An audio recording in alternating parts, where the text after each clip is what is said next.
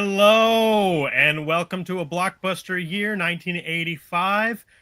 We are having some technical issues, so hopefully everything is good.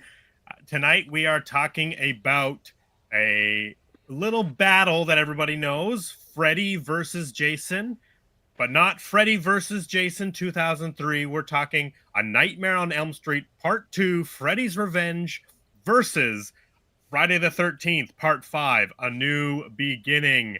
I'm Brandon Mendel. With me always is Jay Ryan. Let's Hello. pop in the tape.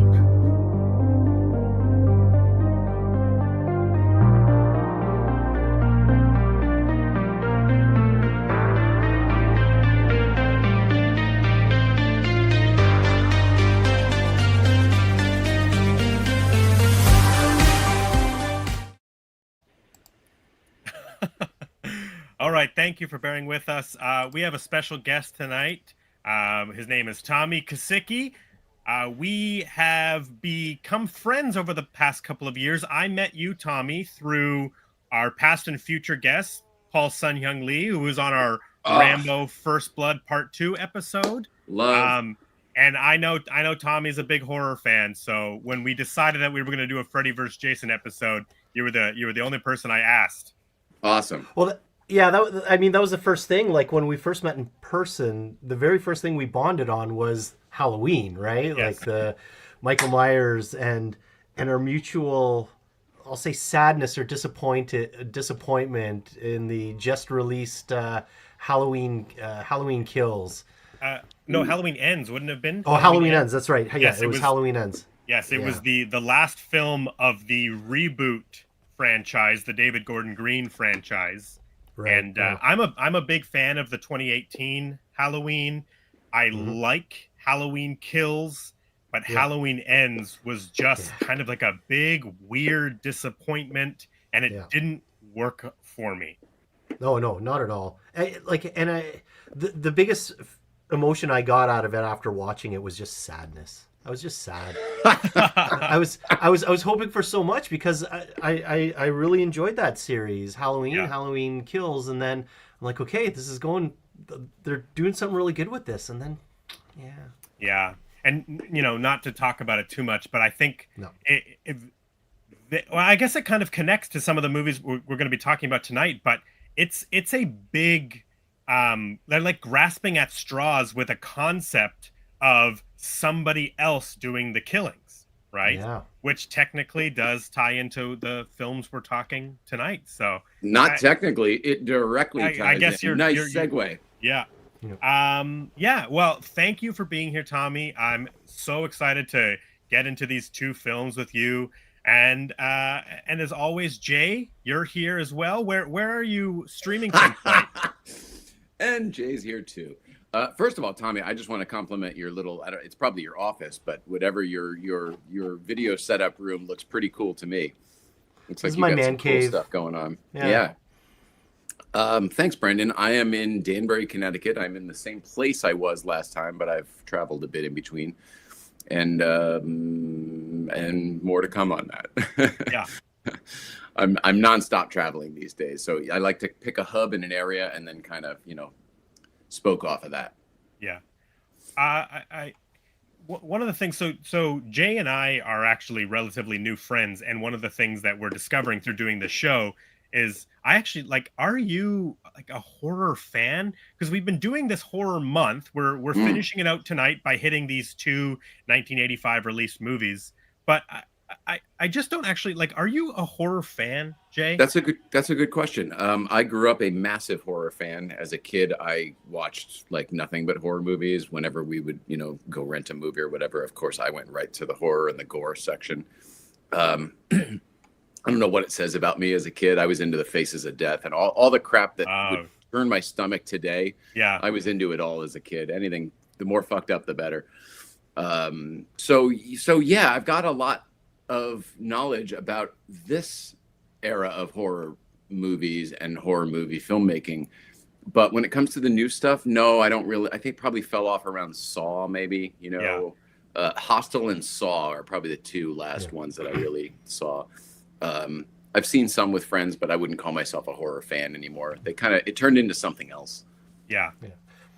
Yeah, The no, Saw and the Hostel series, like I classify that as a torture porn. yeah, And Yeah. I really wasn't into those movies, but the same as you, Jason. I grew up on horror films in the Mm. 80s, right? Like Mm-hmm. my parents, you know, if there's nudity on screen, no, but blood and gore, yeah, have at it, kid.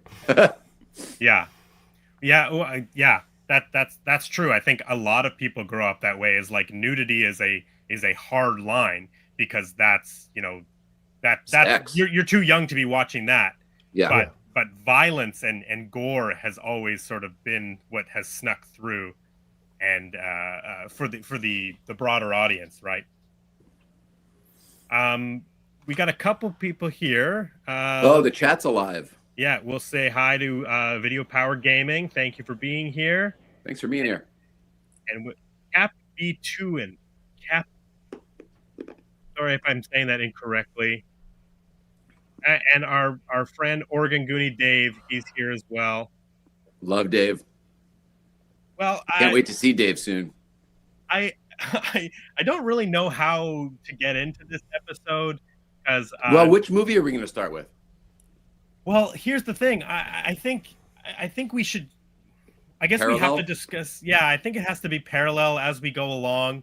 But ultimately, I think at the end of this, I think we want to pick a winner. Who do we think either wins the 85 year? Who do we think wins the franchise wars? If you want to just sort of encapsulate all of the Nightmare movies and the Friday movies, and just like a personal favorite of your own. But it's a lot of information. There's never been a time in my life where I watched these two movies back to back. Like usually you would stay within the franchise as these are both in the middle of the franchises.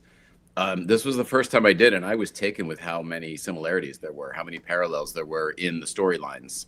I was thinking that too. Similarly with our main character or our franchise character isn't doing the killings. Yep. One is more obvious than the other. Yes. One is an implied sort of like taking over of Jesse's body, but Friday 5, spoiler alert for all these 40-year-old movies, but is literally somebody else copycatting Jason Voorhees murders in his costume, in his mask. So yeah, I was thinking the same thing. Like, what are the chances that there's like this weird sort of parallel? Well, and they're both sort of the departure films for the franchises. And the fact that they're the same year, it's kind of weird. It's weird to me how it all worked out. And then the other thing that surprised me was I remember both of these, not liking both of these because, I like Freddy or I like Jason, and this isn't Freddy or Jason.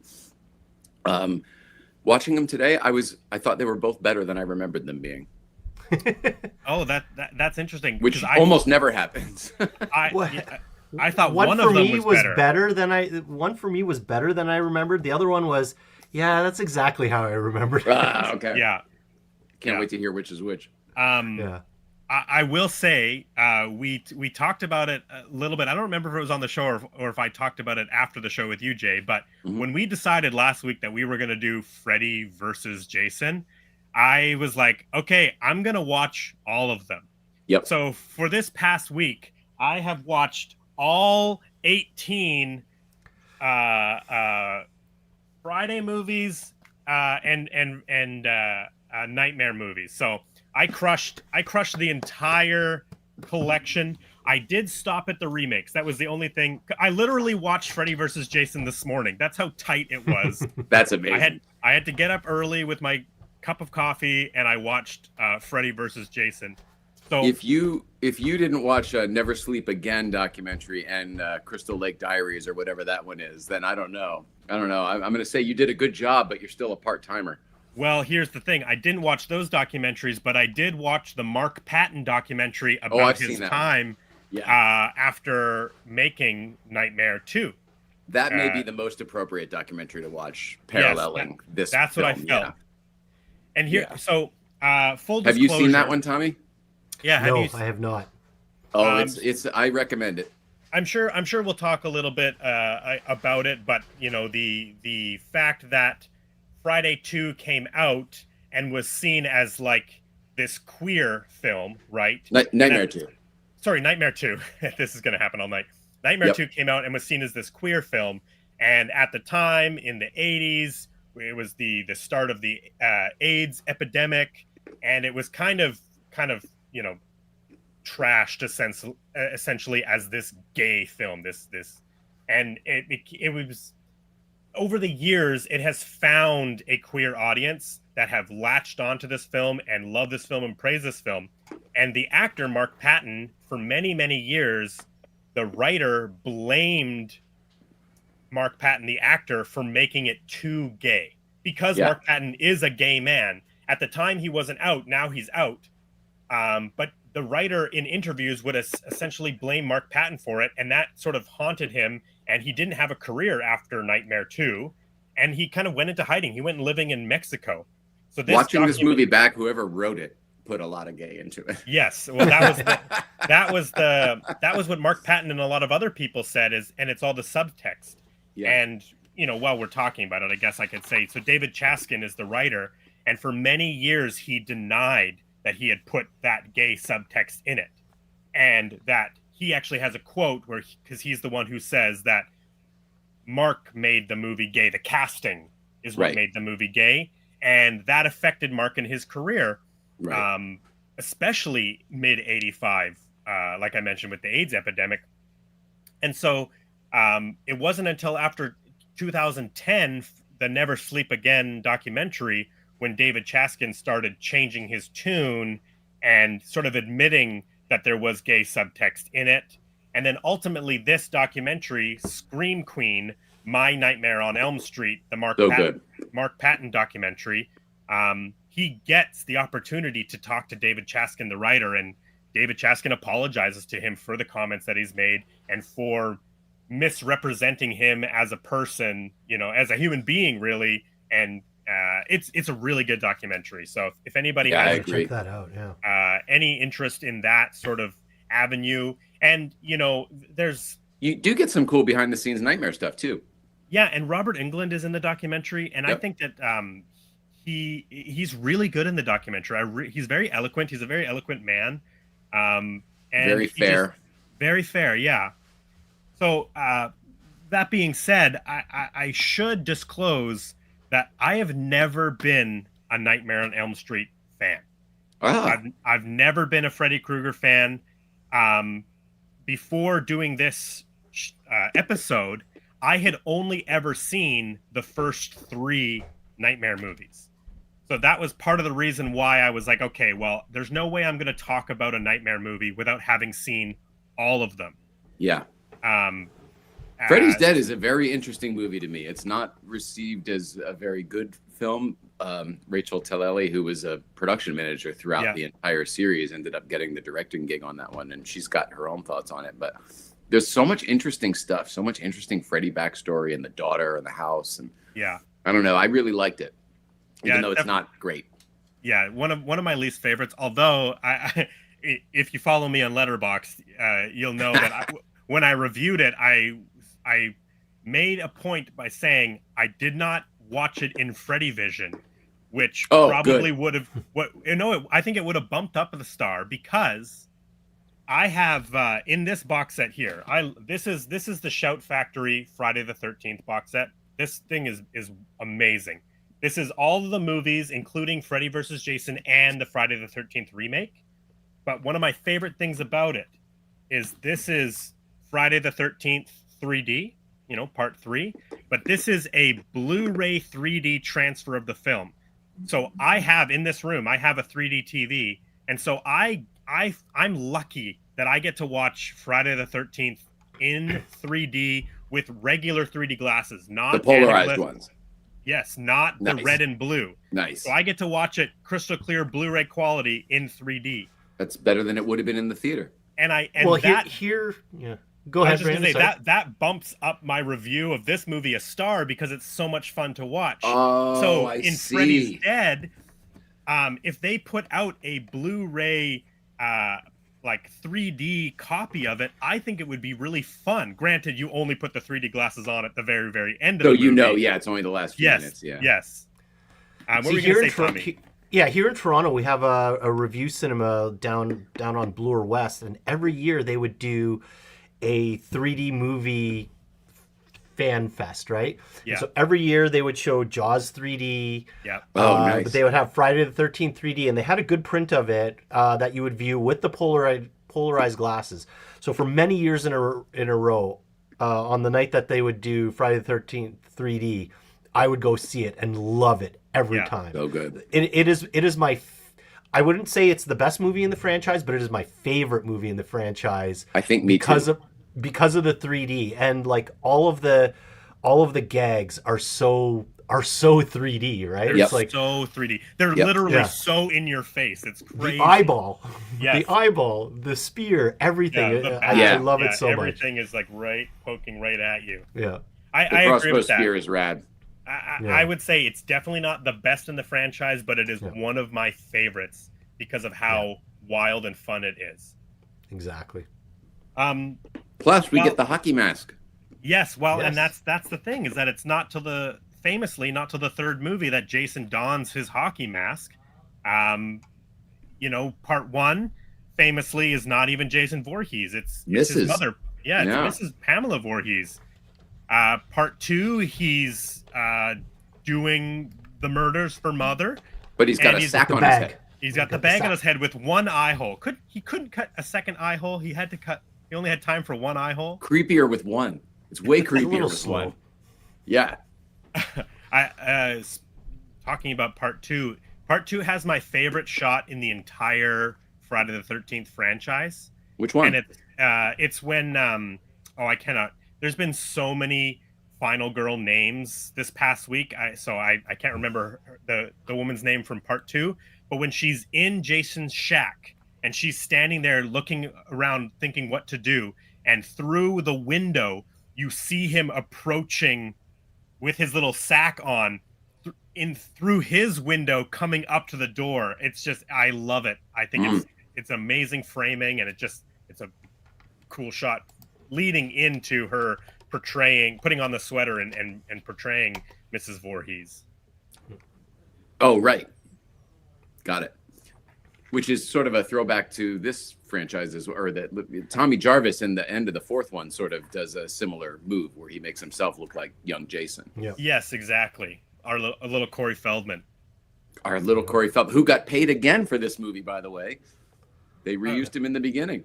Yes. Well, I actually, one of the things I learned about that is the sequence at the beginning of the film we're talking about tonight, Friday 5, was shot on a Sunday while he was off from the Goonies in his own backyard with a rain machine. Amazing. I did not know that. Yeah. So him in the cemetery watching them dig up the body is him in his backyard in Studio City or wherever he lived in Los Angeles. Pasadena or whatever. Wow, that's crazy. Yeah. That's well, awesome. I had read that they had wanted him for the entire film, and originally he was going to do it, but then the Goonies came along and he said, sorry, no. Yeah. Right? And this was kind of like a little hey, we can do a little shot like this, and that's a little connective tissue. Yeah. So did they then change the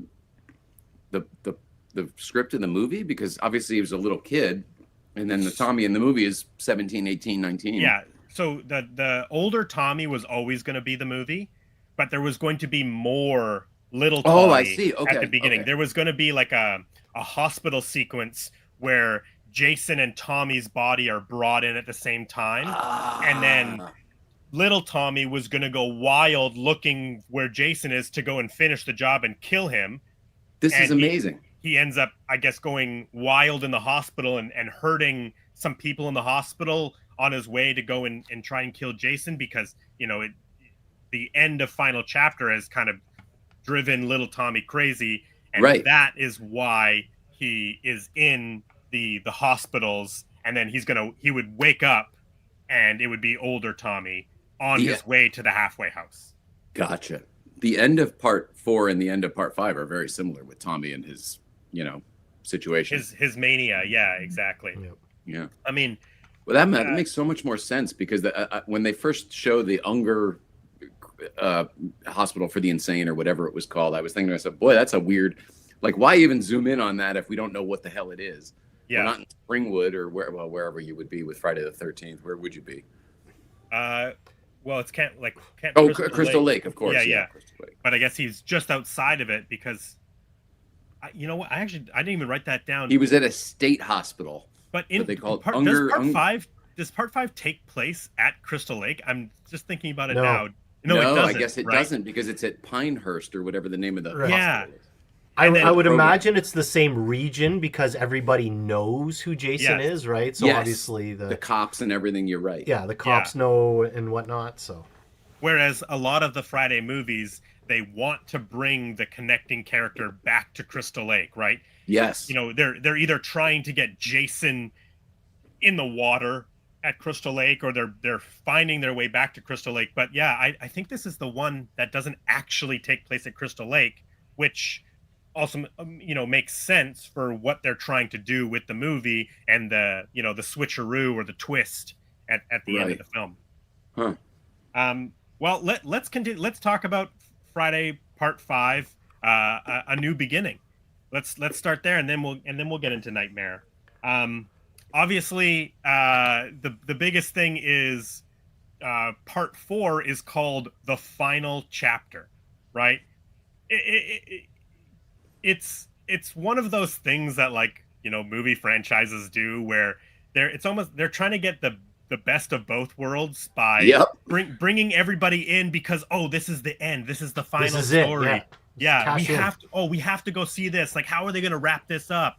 Yep. And then the next year starting it over or bringing it back, and then they get all the people like, I can't believe that they didn't end it.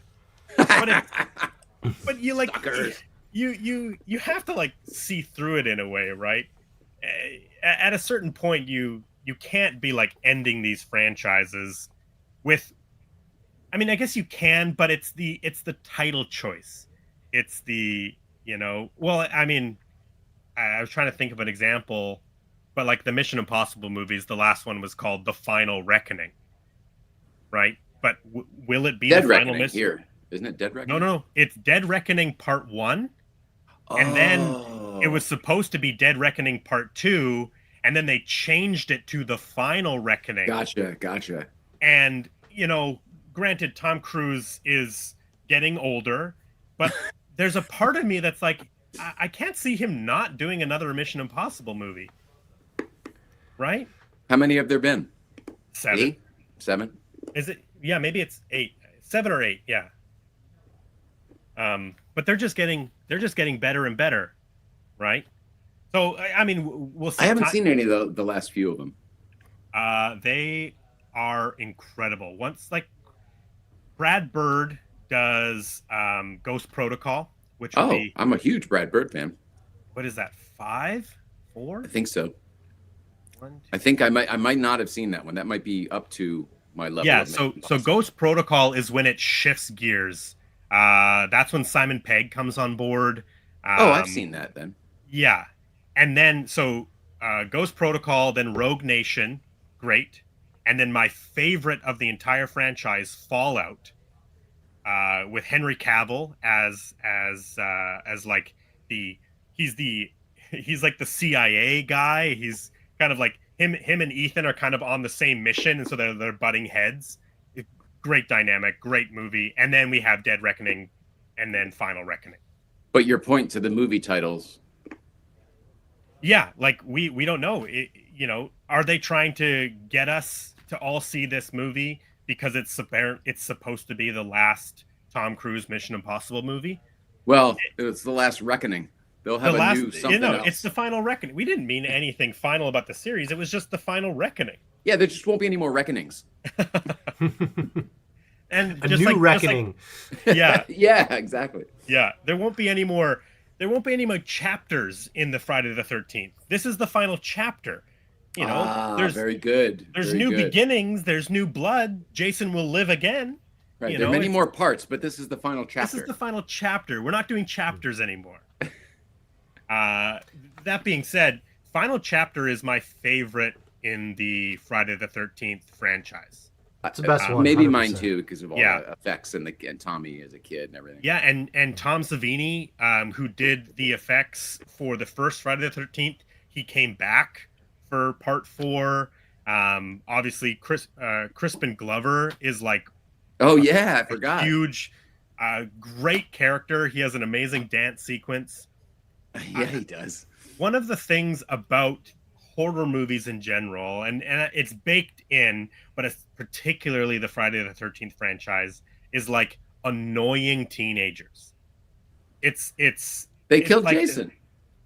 But I just mean in general, like annoying teenagers, right? Like you have to like some characters but not care for others because they're gonna die, right? Jason, They're fodder. They're fodder, exactly. And I will say that like final chapter is one of those movies where like I'm actually like not annoyed by any of the people. Like, you know, there's like the what's the word I'm looking, archetypes. There's the different archetypes, but sometimes archetypes are played to a point where I'm like I'm cringing at it or it's annoying me. Well, but, that's what I felt with 5, right? It's like the archetypes actually then became caricatures. yeah, right? Like, I totally agree. Absolutely. Right? Like, that's one of the key notes like that I took when rewatching 5 was, yeah, I remember these characters, but yeah, like they're super caricatured, right? Like the annoying fat kid, right? Yeah. The hillbilly mother and neighbors, son, right? Ethel and like, Junior. Yeah, Ethel and Junior. You know, the new wave goth chick, right? Like, Yeah. Oh, you got to have her with the purple hair. Yeah. yeah. So yeah, I found all the characters were like they became caricatures of the types of characters that we've been used to. Exactly. Totally. Was Matt, who leads the Pinehurst camp, was that Indiana Jones role model? Yes. It is. Okay. From part 3. That is, what is You his lost name? today, kid, but that doesn't mean you have to like it. Yeah. Where is, Richard Young. Nice. Richard Young is the actor. And yes, he does play the Indiana Jones archetype at the beginning of Last Crusade. Right. Becomes the role model with the jacket and the hat. Exactly. And the Gives hat, him the yeah. hat. Yeah.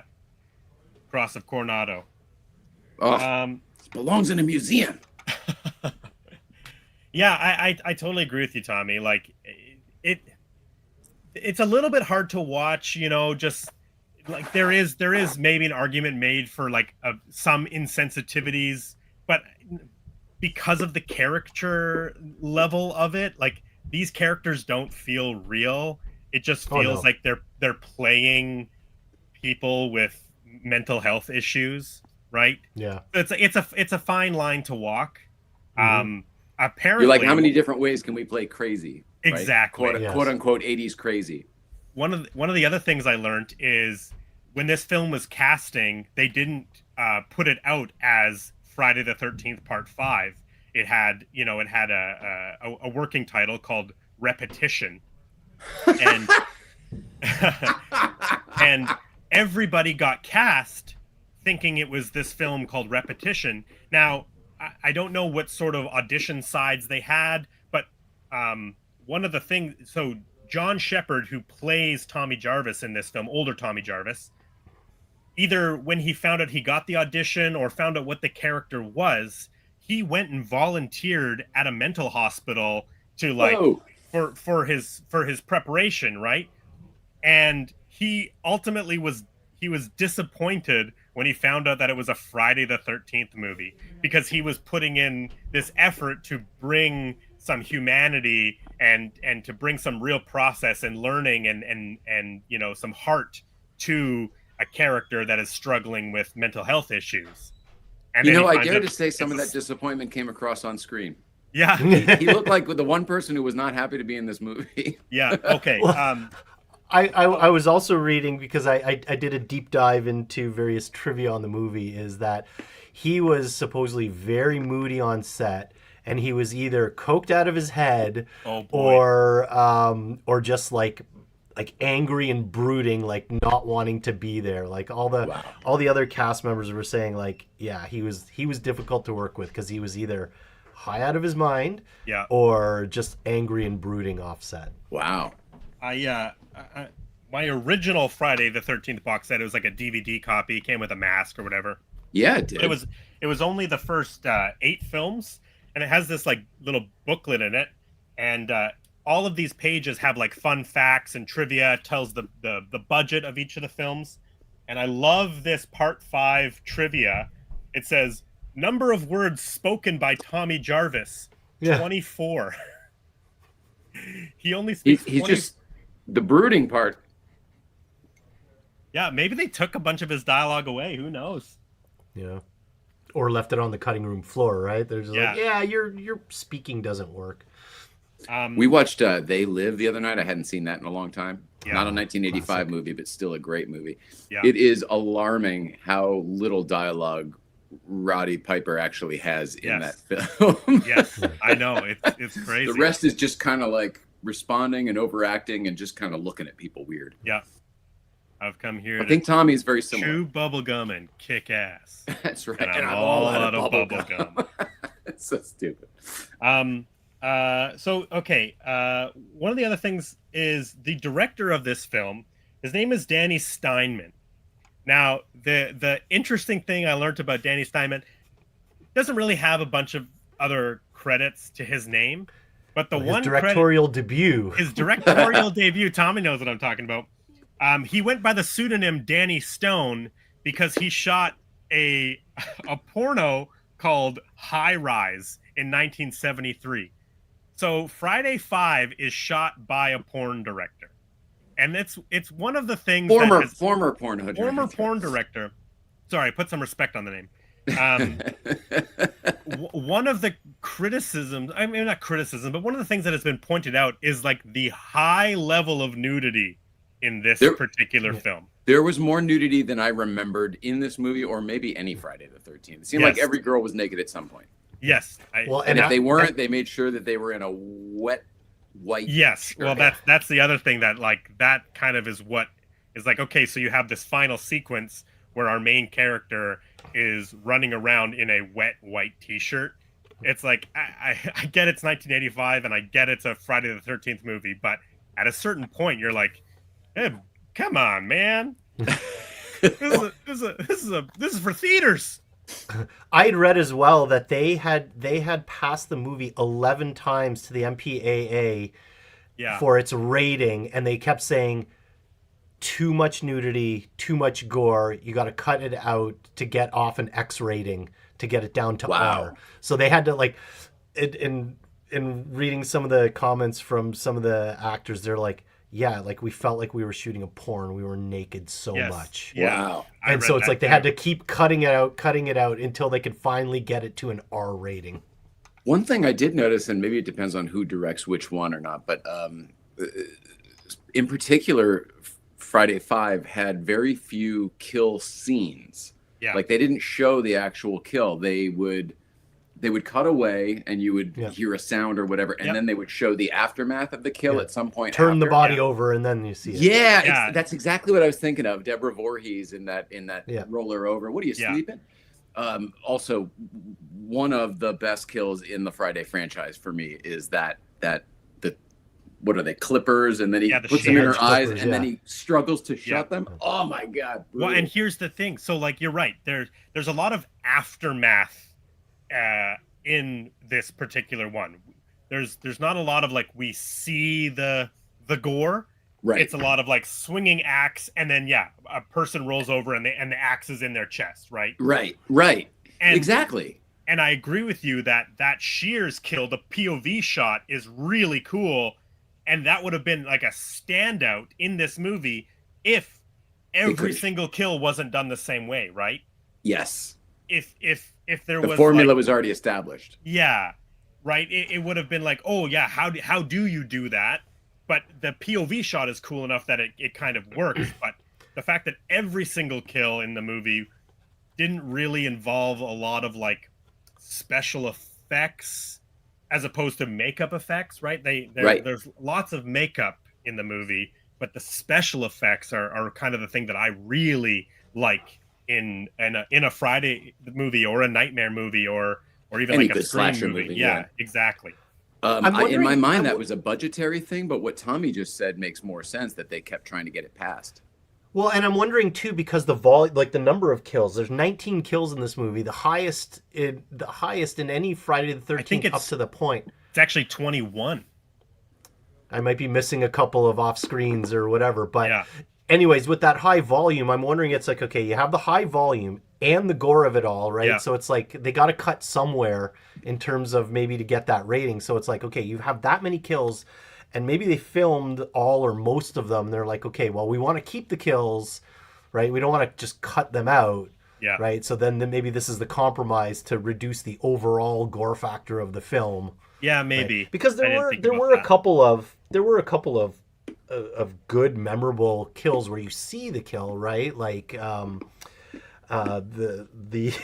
one of my favorites was the road flare in the mouth. Yeah, that's a good one. Yeah, that's a good one. It is nice and unique. And there was definitely several throat slashes that they kept all the way through. Yes. So yeah, maybe it was just the balance. Demon's girlfriend, I can't remember her name, but her throat slash outside of the outhouse is brutal because you can see her still breathing and her neck is it's the weirdest shot in the movie. Because they left it in and it didn't work. I should say too, where Lana works, the little diner where the ambulance. Lana and guy, Billy. Yeah, Billy. I forgot. There's a lot of near misses. Did you notice in this? There's like a 61 or a 62 Cadillac ambulance. There's a 1968 Dodge Charger, which is so close to the 69. Oh, I see what you're saying. There's a lot of near miss movie cars in this movie. Yeah. But they shot that whole thing with Billy and Lana up at the Rock Store, which still looks exactly today as it did in the movie. It's a place I used to go all the time in LA. Yeah, out like Woodland Hills. One of the things I read is that the actor who plays Jason, which I have Tom Morga, that was the only time that when he puts the axe in the fake head of Billy. Yes, that was the only time that he actually felt queasy, because as a stunt performer, he does a lot of misses, a lot of camera tricks. But this is him in full Jason, looking at the back of a human analog head and burying an axe in it.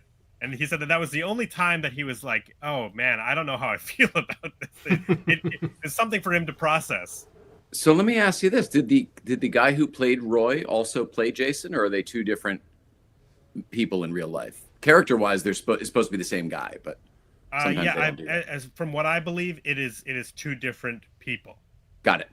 There's a Jason performer, and then there's Roy. But I do think Roy does some of it. Okay. But not all of it. Right. Just because Roy is an actor. Right. So he can't do everything. Whereas Tom Morga is the Jason. Fun fact, he's the only actor to ever portray Jason, Leatherface, and Michael Myers. Oh man. So he did some work on Texas Chainsaw Massacre 2, and then he is the Michael Myers in Halloween 4. No kidding. That's cool. That's pretty interesting too, because isn't part 2 the only one where Freddy isn't always Freddy? Some of the Freddy stuff isn't Robert Englund. Not Freddy. Did I say Freddy? I meant no. I'm saying also in Nightmare 2, isn't that the movie where some of Freddy isn't Freddy because they didn't value Robert Englund? Yes. He's number 10 on the call sheet. I couldn't believe that when I watched the credits. Huh. Oh yeah, that's interesting. But yeah, you are correct. So when Nightmare Part 2, they didn't want to bring back Robert Englund. They thought it was too expensive to bring back this guy and put him in prosthetic makeup just so he can like flare his hand around, right? They didn't get it how much he brought. Yeah. So they brought in a stunt performer, and that stunt performer is still in the movie in the shower scene. Yep. You can still see that stunt performer, but they realize right away that they need Robert Englund to portray the movement of Freddy Krueger. So they Freddy brought isn't a him back. Jason. He's got a personality. Exactly. They changed it quite a bit in the second movie.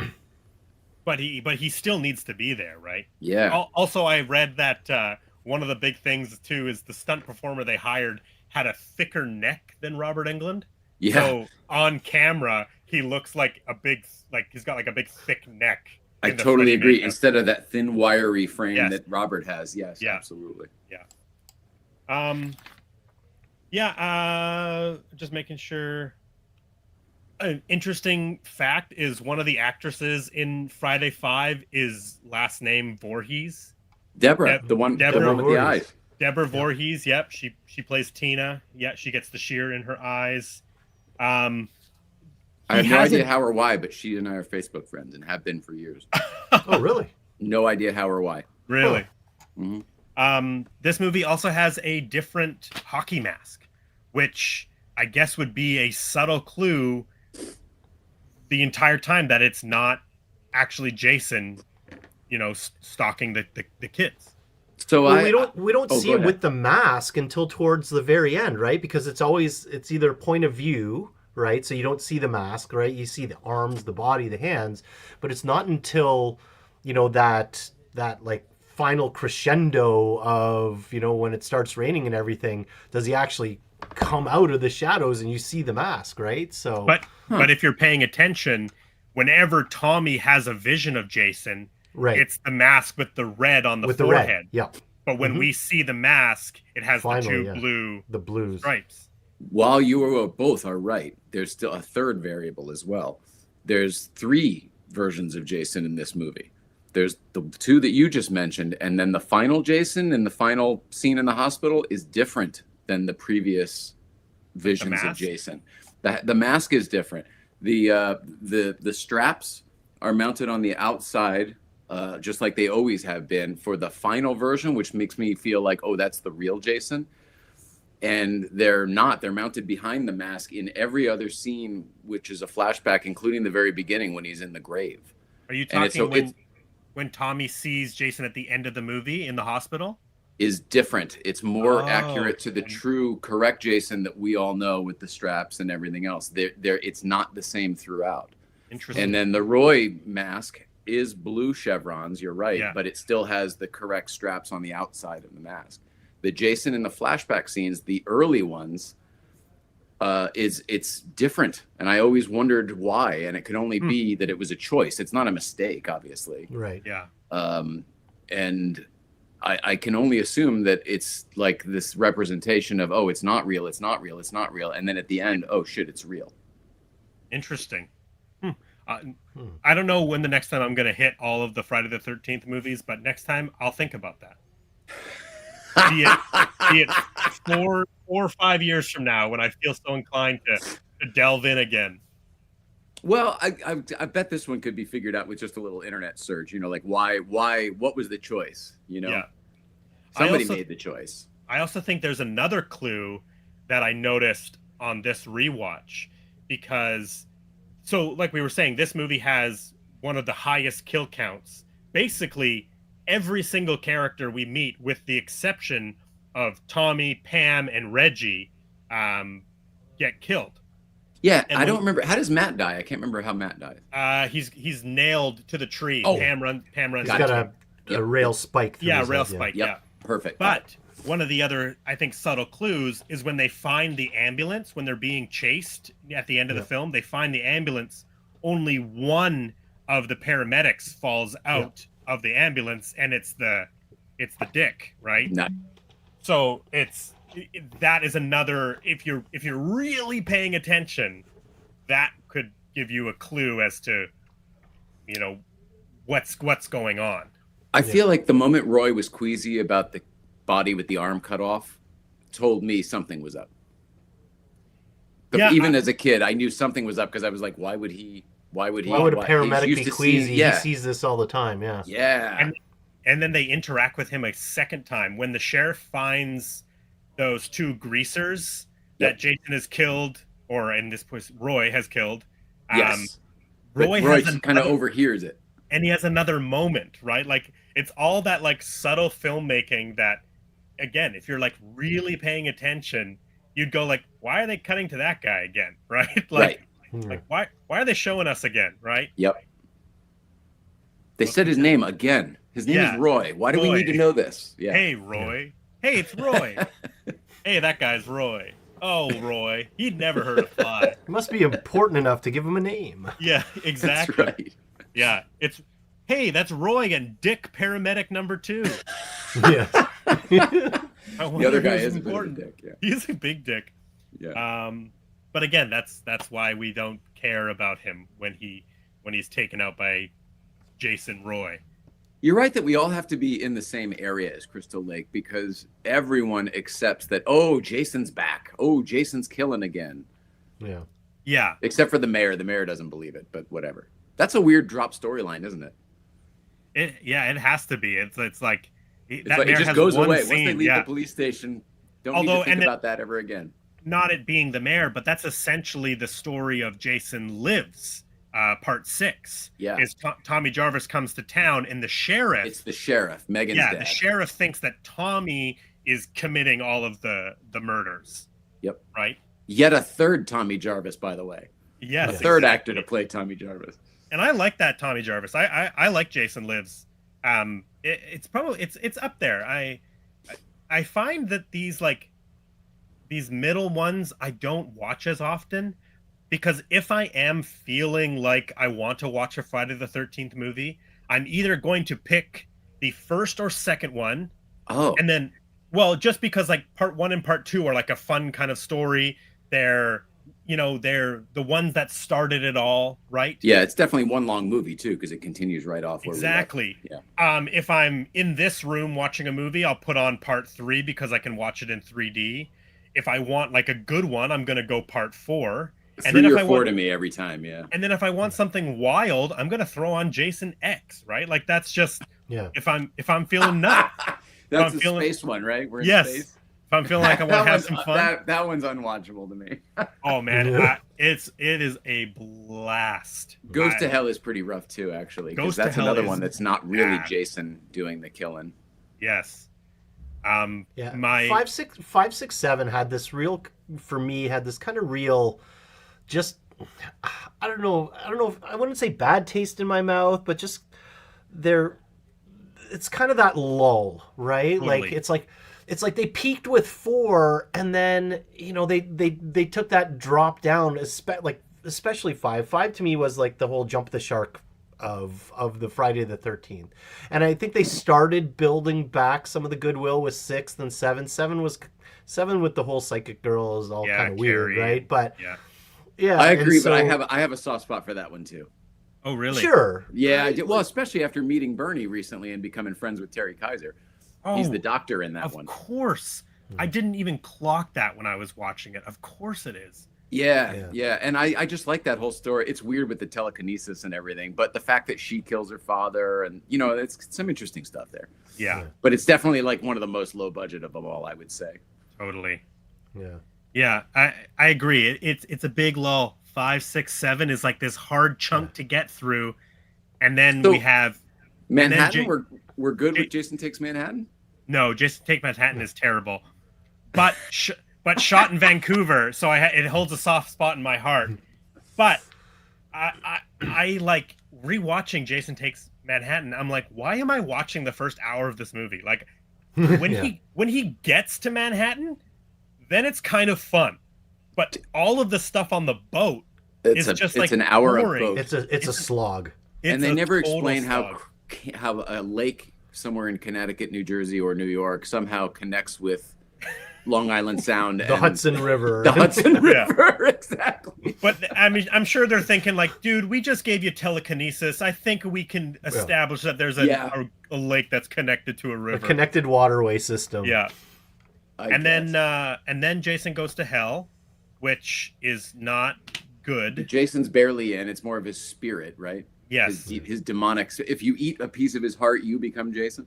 I'd like to hear maybe what you think, Tommy, but one of the things that I think would have fixed Jason Goes to Hell is I wish every time the J worm transfers to a new body, I wish that character would have taken the hockey mask and put the hockey mask on. I Yeah. think that would have just been such a cool visual to You're go right. from the doctor to who's it, like the police officer, the what's he, like the news guy or whatever. But all of those different characters, whenever they transferred the spirit of Jason to wear the hockey mask, It would make it feel more like Jason, because otherwise it was totally, just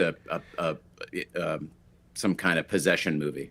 And you can do exactly. the classic shot of like, the mask coming up to the camera and then seeing through the eye hole, and then the camera pans around and it's Yep. him, Yeah. right? Like, Yep. every one of those transitions would have just given it that punch. And a film Totally like agree. that, or even the New Blood, the telekinesis one, sometimes I feel like those are existing scripts that aren't Friday the 13th scripts, Oh yeah. that they It that totally they can be. exactly, they've Yes. just converted into a Friday the 13th movie by putting, a little prologue, little epilogue on the end with our Jason Voorhees, and then they think that that's what the audience wants and that they'll be completely satisfied, but Yep. it's not the case, you know. Here's a I, story about a nice little girl and her fucked up doctor, and yeah, exactly. exactly. All of this, it seems like another movie, and then they just Yeah, added Jason. Yeah, exactly. and All the you have house to next do is, door with all yeah, the you other just teenagers. you just have to set it in Crystal Lake, and then boom, Jason can be there, right? Do you guys think so? In part 4, the houses were kind of next to each other, the Jarvis house and then the Oh yeah. teenage house. That's not; those aren't supposed to be the same houses in part 7, right? Because it's sort of a similar setup. Oh, the houses are next door, and then the lake in between with the dock. I know they were shot in different parts of the country, so they're not the same place. Yeah. But I didn't know if they were supposed to be. I mean, like ultimately, like Crystal Lake is a big lake. There's probably lots of houses on the lake. Yeah, I agree. I agree. It's just usually we're at the camp or whatever, and this one happens to be 2 houses in the woods. Yeah, I that see are what right I next see to what each you're saying. other. That are but it's probably separate. You're right. Part Although 2 was shot right here in Connecticut, by the way, at Lake Warmug. Though I was going to go do some filming locations tomorrow. Oh, that's cool. Yeah. I just realized though, because isn't Jason buried in the water at the same spot? So would it have to Yes. be the same houses? Oh, yes. Yeah, Yeah, they would be because he's Yes, chained. because He's the dock chained. and the chain. Yeah. Yes. yeah. So He's he has chained to and be in the sunken same down. spot to come out of the water. So It's at least the same as part 6, because that's when Tommy entraps him under yes, there, right? Yes. yeah, it has to be. Has to be the same. Wild. Good job, everybody. Nice sleuthing. Anything else to say on Friday the 13th part 5? I made a lot of notes, but I don't know if any were important. Yeah. We talked about Tom. Oh, we haven't talked about Reggie the Reckless.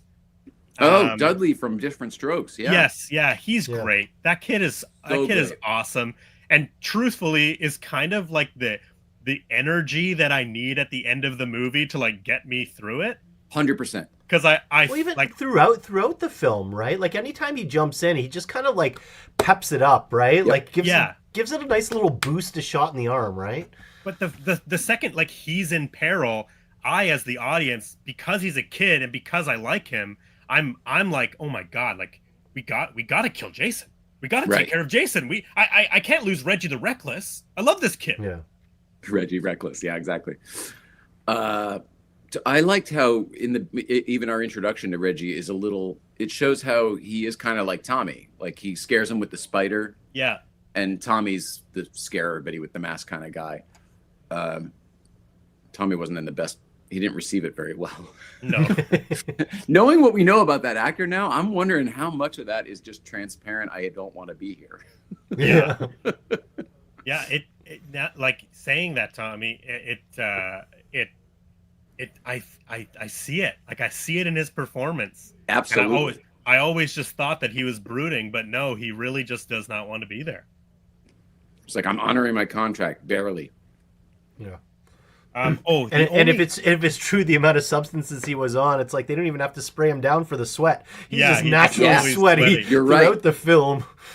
Tommy's got the appropriate amount of shine on him. We're all good. That's right. I love the chainsaw at the end. I love her pulling out and fighting Jason with a chainsaw. That's so cool. That was the thing I was watching for on this watch through, right? Obviously, knowing that it's not Jason, it's not this supernatural type being. It's just a dude, right? So Yeah. how does he hold up to the punishment that Jason normally takes, but then keeps coming back, right? And so getting slammed with the tractor? plow there, the tractor. So he was pretty banged up there, getting sliced on the arm with the chainsaw, right? And, yeah. So I was kind of like, yeah, all right, he's kind of coming back from these things where a normal person, I don't know, would they get up from them? But yeah, I mean, he didn't take quite the punishment as Jason takes in other films. He's a paramedic. He has access to morphine. He could be all hopped up. Yeah, I know he could be hitting himself with all sorts of a concoction of different fluids to not feel pain or perk himself up. Yeah. I watched this movie so many times as a kid, and today's viewing is the first time I ever noticed that Roy loses a hand at the end. Yeah, it's actually cool prosthetic because it kind of like doesn't. It's not a clean cut. It kind of just goes limp, and then the blood just comes out. Yes. Yeah. I totally agree. And then you see him fall and it's just red, and then you see it's kind of tucked under him. When they show the body on the ground. I probably watching this on a 19-inch television when I was a kid, maybe VHS quality. I never saw it. I think the thing that I dislike the most about this movie is the major shoehorn at the end of the film of Roy's motivation for the killing. It the way this struck me as an old school epilogue, like on the streets of San Francisco or something like that. Now we'll explain what all happened to you. Yeah, I just don't like it. It feels so I don't know, it doesn't feel thought out. It feels like they're just and actually, by the way, he was traumatized by his son that he left behind, and that's why he was doing all the killings. Well, how else would we get it? I don't think it should have been Roy, ultimately. But now we're changing the movie. The thing that perplexed me, though, it's look in his wallet. He has a picture of his grown son that he abandoned many, many years ago. Why would he have a picture that looks like maybe a month that was shot a month ago? It was taken the day he was murdered. Exactly. Yeah, exactly. Right. So that was a little. It just feels like it's too much of an explanation, too on the nose, and it always feels awkward and weird to me. Maybe the movie feels awkward and weird to me, and that scene redeems it, so that's why I don't mind it. Because you're right, we know it's not Jason, we can tell it's not Jason, the mask is different, everything about this is weird. Tommy's got a connection to Jason. Tommy has no connection to this guy, doesn't give a shit about Tommy, just slash the shit out of him. Yeah. That's the other thing. Does Tommy have a big gash down his chest in the sixth one? I can't remember if they ever acknowledged that. He took quite a hit. If he ever had his shirt off in the sixth one. Yeah, I didn't clock that. And then just the fact that he finishes is oh, now Tommy's going to be the goddamn murderer again, and then we'll just start part 6 where no, Tommy's fine. No. Yeah, exactly. He's a good guy again. Yeah, again, it's just not, and they're not planning these things out. They're just they're okay, Jason's back. How do we get people in the audience? I don't know. Give her superpowers. I don't know. Send him to space. I don't know. He goes to hell, right? They're just pulling it out of their ass. There's no arc planning for the Friday the 13th franchise, or the same with the Nightmare on Elm Street. There's no arc planning. They don't know what the next 3 movies will be. Exactly. They're just picking a script. Any other thoughts on Friday the 13th as the film, plot wise or anything? I don't know. The volume of kills to me just felt like it was almost like they just painted this movie by numbers. It's one to the next to the next to the next to the next. It's when there's so many kills, they mean less, right? There's less specialness of it, right? I'm just looking through here because I wrote down every kill and what happened, and it's slash the throat, slash the throat, slash the throat, right?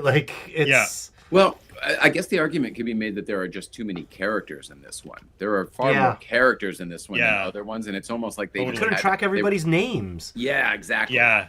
right? I have Goth Girl. I had Vi. I wrote it down afterwards. But Violet. it was like so many of these. It's like, I don't catch the name because they'll say the person's name maybe once or twice Unless his when they name's introduce Roy. them. We know Roy. Yeah. Right. Well, and like you pointed out, we're logging archetypes at this point because they're so stereotypical. Yeah, totally. And you know, they have to do that, right? Yeah, literally the only other thing that I haven't talked about that I wrote down is nobody has reliable vehicles in the Friday franchise. It has to Period. be it has to be like the highest volume of car breakdowns in the entire franchise. Yeah, but yet they've always used that. Yeah. They're always doing that one. For some It's reason, the cars trope. don't run at Crystal Lake. Yeah. Yeah. No, there's something in the air. The carburetors don't like to run down there. Pam did have a pretty sweet blue truck though with the white rims. I like that old Ford truck a lot. Yeah. That was pretty cool. The actor we sort of talked about him, but the actor who plays Demon, Marcus A. Nunez Jr. We're going to talk about him again because he's also in Return of the Living Dead, which we'll cover on this show at some point. Amazing. And he's in one of my favorite movies of all time, 2002's live-action Scooby-Doo movie. Is he really? Yeah, he plays like the voodoo guy down on the beach. Is that the one with Sarah Michelle Gellar? Yes. Yeah, Okay. he has a great line of dialogue. Purple is a fall color. Here's a clue. He's the best. Yeah, well, My last thoughts on this, Oh, yeah. and kind of how it dovetails into now starting to talk about Nightmare on Elm Street is these were two franchises going in different directions, right? With this movie, I felt Friday the 13th was now going on its downswing, whereas as we now move into Nightmare on Elm Street 2, this is where it really started going on its upswing, right? Yeah. So it's like two franchises, two different directions. That's my thought. That's a good point. And I think an interesting thing, and you know, you can't really compare it, but it's like we're talking about a sequel versus the fifth film in a franchise, right? Yep. Like, you know, obviously Nightmare on Elm Street is a huge success. It spawns a new slasher franchise, albeit 1984 didn't really know that was what it was yet. New horror icon, right? Yeah. And so they're scrambling to get another one done, and they put out Nightmare 2. I think it's the same thing with Friday the 13th Part 2. Right. Is after the first one, 1980, they're like, "Oh my god, this is a hit." You know, Let's do it again. Where did I wrote it down here? So, maybe I did not write down how much Friday the Part 1 made. I was thinking about Final Chapter. But regardless, it's a success, you know. Here it is. $550,000 is what Friday the 13th Part 1 was made for. And it made $59 million worldwide, right? So it's like, obviously they're gonna do it again. Nightmare 1 was made for $1.8 million, made $25 million, right? So still like a huge success. Huge return, but not quite the Part 4 there that you just mentioned, the 59 million versus. No, that's Part 1. That's Friday Part Part 1, yeah, was sorry. 59. Yeah. Final Chapter was made for 2.6 million and made 32 million. So still pretty good. But you know, you're right. Like, it's just like the Nightmare on Elm Street franchise is just taking off. Yeah. And regardless if people think that the Part 2 is a departure or different because of what ultimately, you know, Freddy coming out into the real world, it still furthers the lore. It gives us more Freddy. This I was whole actually battle taken- we're having here, right? Freddy 2 versus Friday the 13th Part 5. This head-to-head battle kind of reminds me of a boxing fight where it's like, all right, you have the old grizzled champion veteran who's having one of his kind of last fights versus the up-and-comer who's who's like starting his hot streak. Yeah. No, totally. I mean, what else? Because we have Halloween at this point. Halloween is 19 starts in 1978. So Friday the 13th is a response to Halloween, and then Friday Supposed to be kind of a jokey response, and had no idea it would get this crazy popular. yeah, totally, right? Like it's the well, because Halloween was originally titled what is it? The Babysitter Murderers. Yeah. Mhm. Yeah. So it's just like it's right there in the original title. Like it's a killer who's out to kill babysitters, right? Yeah. Whereas like the whole conceit of the Friday franchise is campers doing lewd activities, you know, having sex, doing drugs, and then they frame it around a mother who is taking revenge for her lost son because the campers were too busy screwing around and getting high to watch her son, right? So it's just like it's like these uh, exploitations, I guess, of teens. And Yeah. so then Nightmare comes along, and it's not really. It's just dreams, I guess. Well, yeah, but the story was he used to be a child murderer. So, like, it was happening in real life, and then the parents' vigilante justice took it upon themselves to set him on fire and That's kill right. the guy. Yes, and so he's taking it out on. So he's now on their killing the kids because he Yes. likes killing kids, of course, but also because fuck these parents who burned him alive.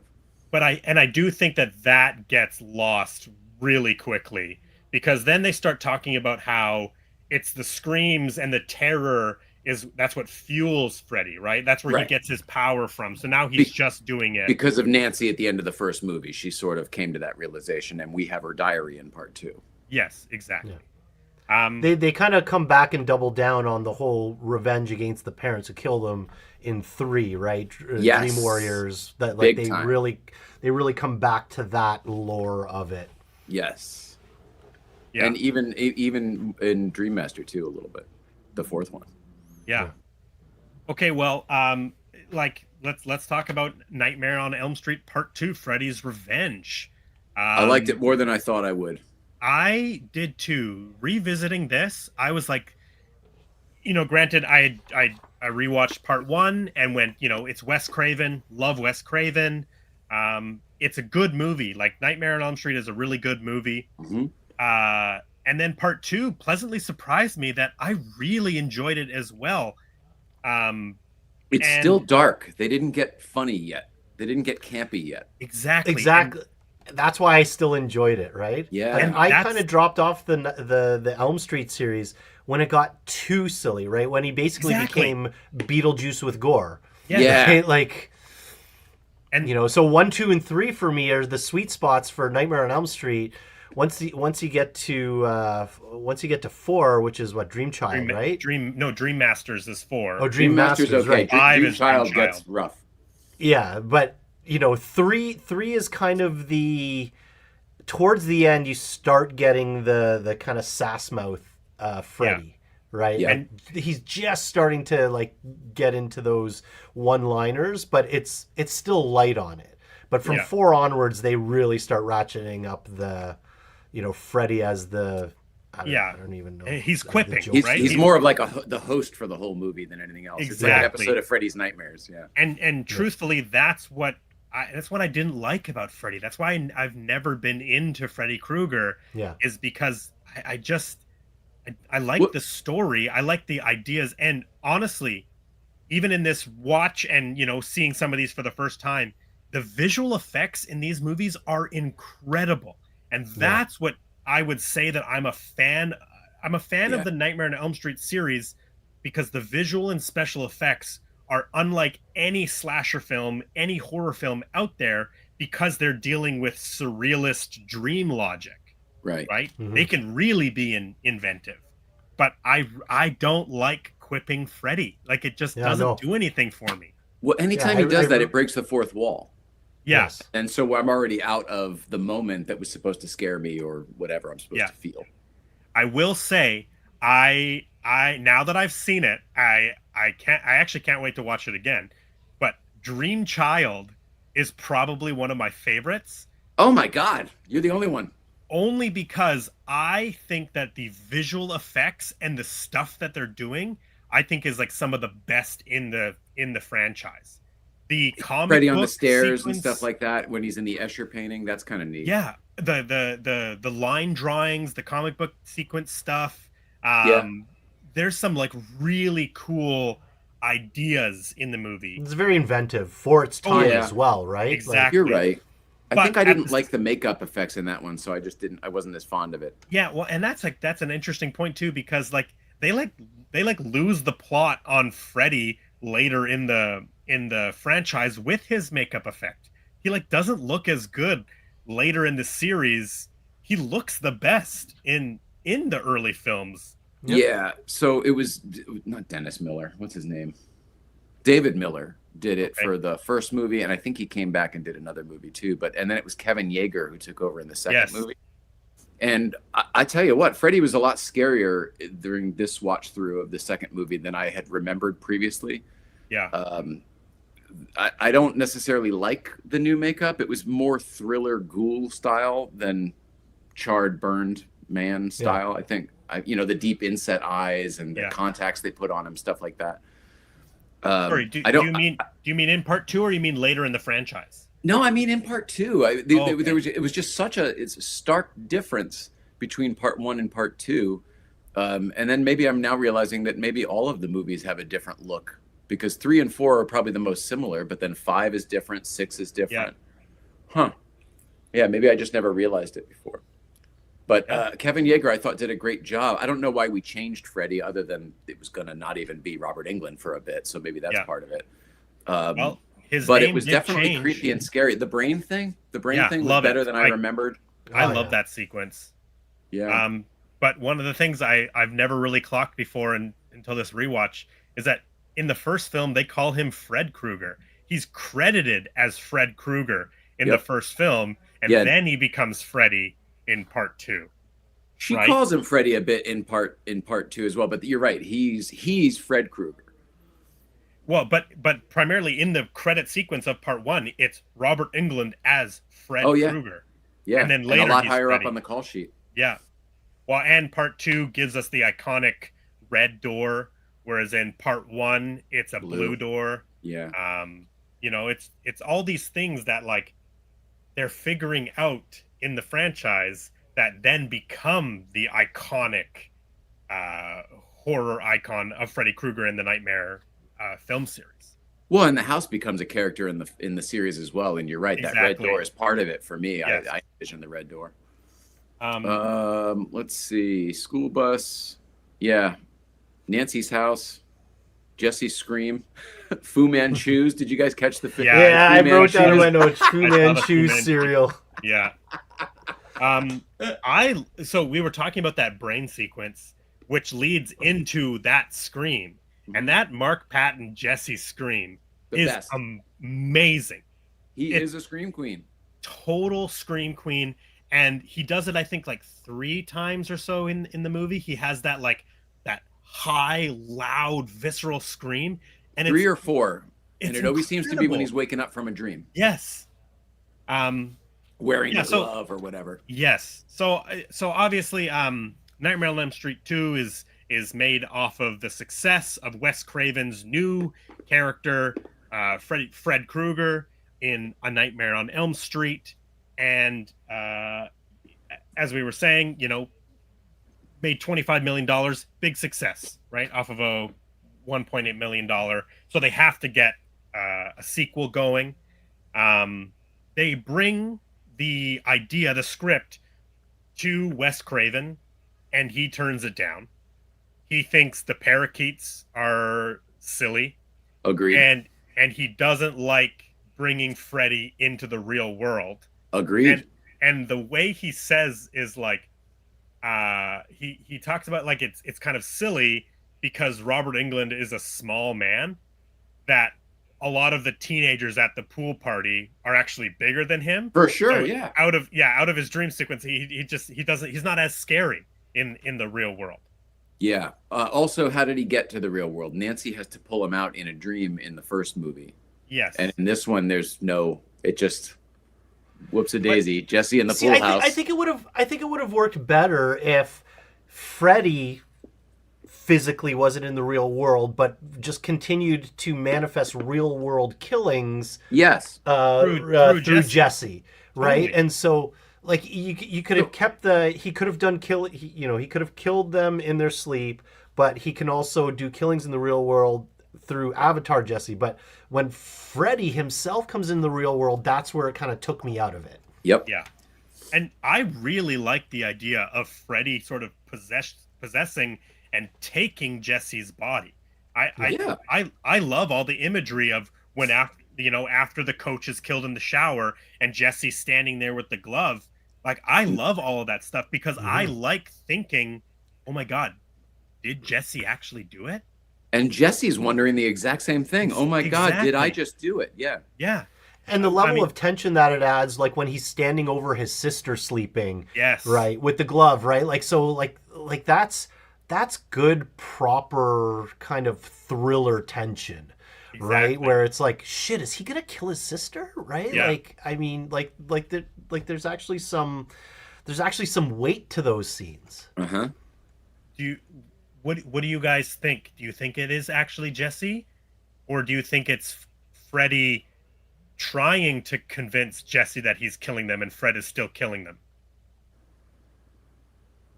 I think I mean, to me, it's Jesse is the meat sack at the time. He's just an avatar. I agree. So if somebody were to walk in to the showers, you think it's Jesse actually killing the coach? Yeah. Yes, because in real life, Jesse is the avatar. Yeah. Yeah. No, I think so too. I agree. We just and not until Grady's room never does see Freddy come out of Jesse. But we never see Jesse actually commit any of the violence. It's always right before and then right after. He's just always there watching it happen. Yeah, he's still the passenger in all of it. Yeah, though... be it Schneider or Grady, he's there still watching it happen. And beyond that, he's got plenty of motive for Schneider because Schneider's a dick. Yes, yeah. Schneider's a total dick. So yeah, no, I was thinking, do we think, the whole shower scene is that's happening in real life, but do we think so Schneider's getting killed by Freddy, and so this is the math of it. Schneider's awake, so he has to be being killed by by Jesse. Do we know he's awake? Well, I don't know. Are we in Schneider's dream? Is Freddy able to put Jesse in Schneider's dream? Well, I don't know, but then Jesse's really out there in the world because the police bring him home cold and wet. So he really is out there. He's not just sleeping upstairs in the house. Yeah. But theoretically, he could just be outside anywhere, right? He could have slept. Yep. He'd be sleepwalking outside. The police don't pick him up at the school. They just pick him up outside. Yeah. But Schneider is physically dead at the school. Yeah. Tied up in the shower, right? So he's physically there. I don't think he fell asleep tied up in the shower, right? Like, yeah. Yeah, I guess that's true. I think we have Jesse killing. The logic. Yeah, I think we've got Jesse doing it. Yeah. Even though he's possessed by. Yeah. Yeah, mentally Jesse is not doing it. Yeah, he's fully possessed. He's taken over because we see Freddy. Freddy is the one who's doing all of the killing. Right. But it's only the before and after where we actually see Jesse. And whenever Jesse does come to and sees the glove or whatever, he lets out that blood curdling scream where he's like, I don't know where I am. I don't like this. Yeah. So Mark Patton plays Jesse. He was on Broadway with a play called Come Back to the Five and Dime, Jimmy Dean, which was directed by Robert Altman. He was in He was in this show with Cher. And then Robert Altman turned it into a film, and so Mark Patton is in this film playing a young gay man. And that's kind of it. He has a couple other credits, then he gets Nightmare the sequel, and we had sort of talked about it at the beginning of the show. It kind of ends his career there. I think he has a couple other projects that he maybe was finishing up as the film was coming out, and then essentially from 1989 to 2016, he just disappears. He's out of the public eye. He eventually moves down to Mexico. He moved to Mexico, yeah. Yeah, he moved to Mexico, and then like we were talking, it wasn't until around 2010 when this the Never film Sleep Again. yeah, and the film kind of started finding this new life in these different communities. And then as we're talking, Mark Patton has his documentary. 2019, I think, was the documentary. It's relatively recent. Yeah, I feel like I might have seen it even more recently than that. Yeah, but I'm happy that he is getting the love and admiration for his performance, because I think he's really good in this movie. Besides the great scream, I also think that he's just like a good actor. He's a really good young actor. Totally agree with you. He's the strongest actor in the movie, I think. I mean, shy of Robert Englund. Yeah, I totally, like, even just the scenes where he's like, goofing around in the locker room with his friend. It's just like little bits of dialogue, but he's really good at doing that the same way that he's good at screaming at the top of his lungs. Yeah, but he also sells the fact that he's lost in his life really, really well. I mean, I would argue even better than Nancy did. Like, you really can tell that Jesse is out of his element. Totally, yeah, out of his mind for sure. Out of his mind. He does not know what's going on here, and he wants to be good. He wants to be okay. Yeah. Yeah, so he's out trying to fit in. Of course, the juxtaposition of just having watched Friday the 13th Part 5 and our performance of Tommy Jarvis versus right, like, I mean, totally. we got Oscar thespian difference, right? Yeah. Yes. Yeah, that's apples and oranges for sure.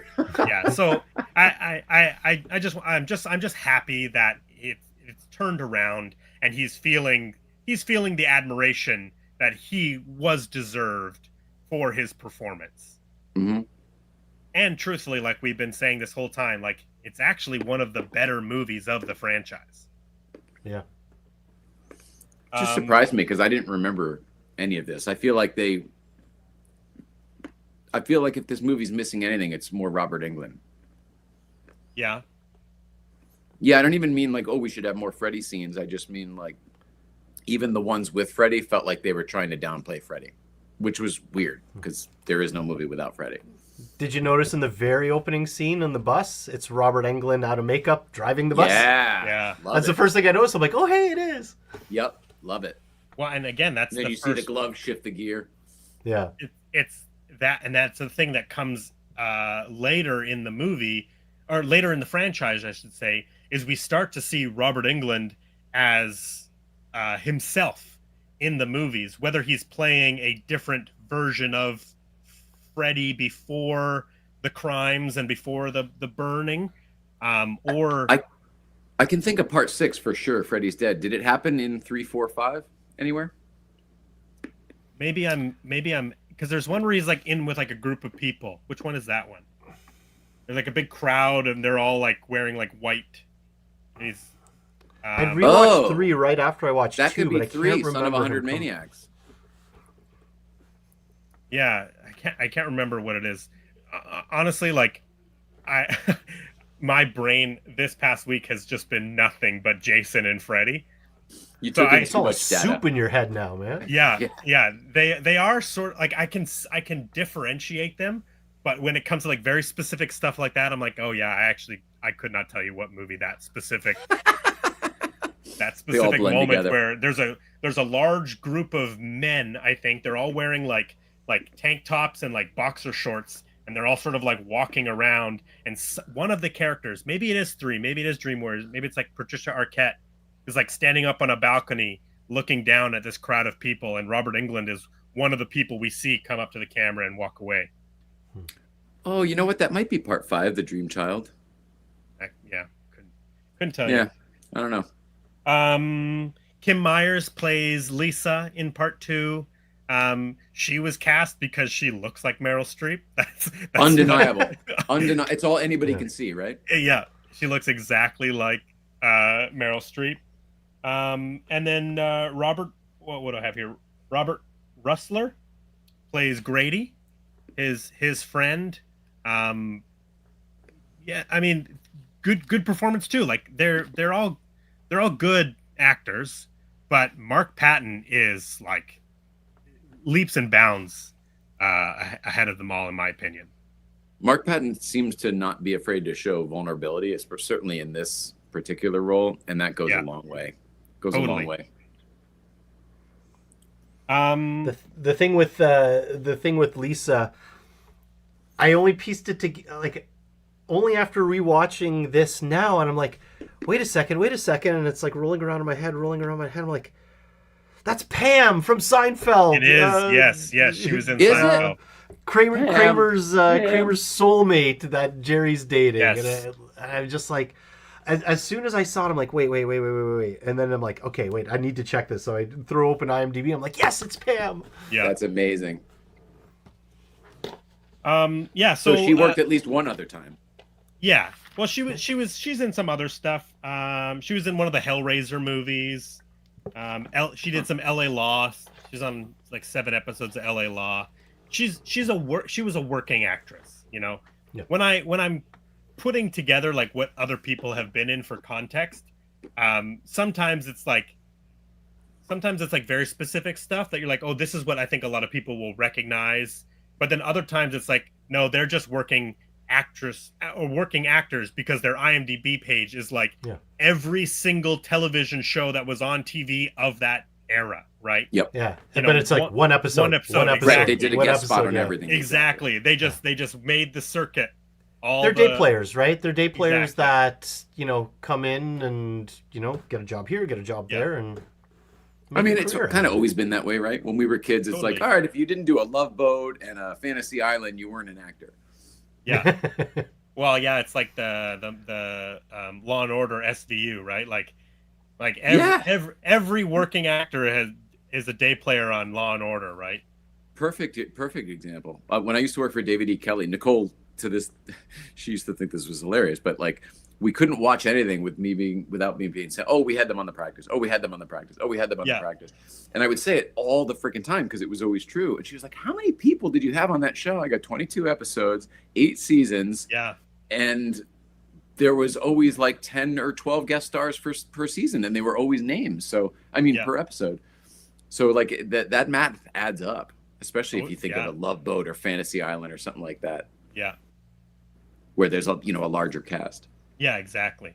Yeah, as opposed to like a Gilligan's Island where it's like, you know, every 8 episodes there's a guest star.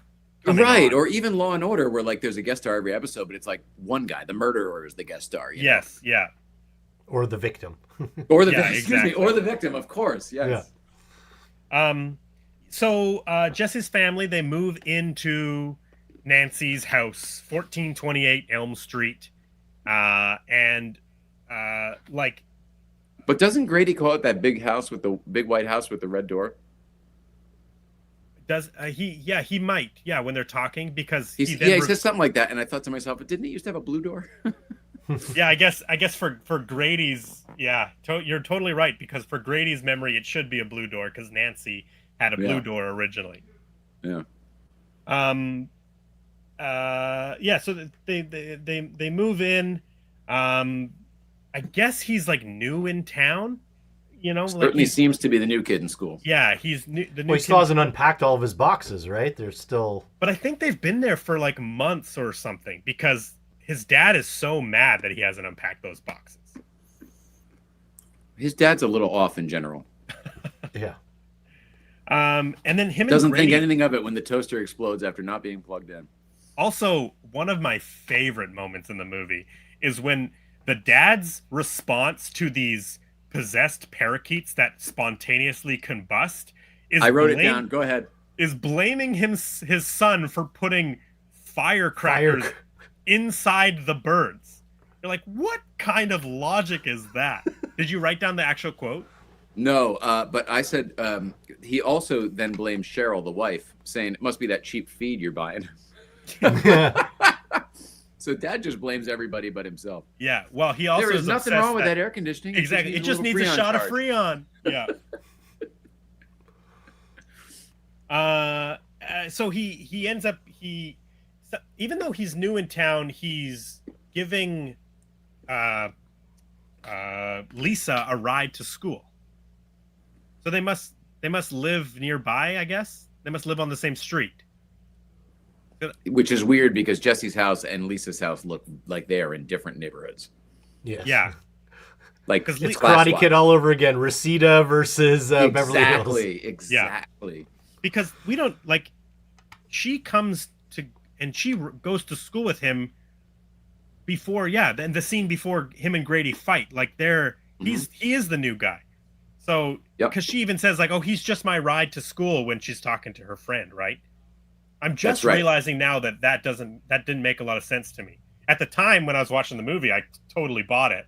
I wasn't thinking too much about it, but now like contextualizing it, I'm like, wait, how do they know each other? And I guess it doesn't really matter because they just need to be connected so that they, I don't know, fall in love, I guess, or I guess go on I was this more taken adventure. with the fact that all the boys in these movies have to drive an old classic convertible. Yeah, because like Glenn had a '59 Caddy Eldorado convertible in the first. It is California, right? Springbrook would be Springwood. I think it's Springwood, Illinois, isn't it? Is it? You know, I wasn't actually even paying attention to that. That would be.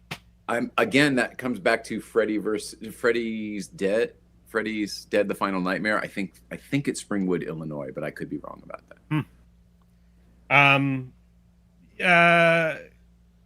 One thing that like I thought was insane is they are at the school. They're in gym class. They're playing baseball in the field, and then they're doing archery right next to the baseball diamond. They're shooting bow and arrows at school with all these kids running around out in the open. It was the 80s, no regulation. Yeah. They're all playing lawn darts. Yeah, exactly. Lawn darts, baseball, bow and arrows. It's gym class. Brandon, you're probably too young to remember this, but some of the playground equipment that we used to play on that was normal when I was a kid is not even close to legal anymore. Between the slides and those crazy jungle gym domes that everything was steel and monkey bars and just all sorts of stuff. Yeah, we've gone soft. Yeah. Those remember the merry-go-round thing that you could push till it goes a million miles an hour and you fly off? That was a physics experiment, gone wrong on on the daily. Those are back in the days where kids used to play outside.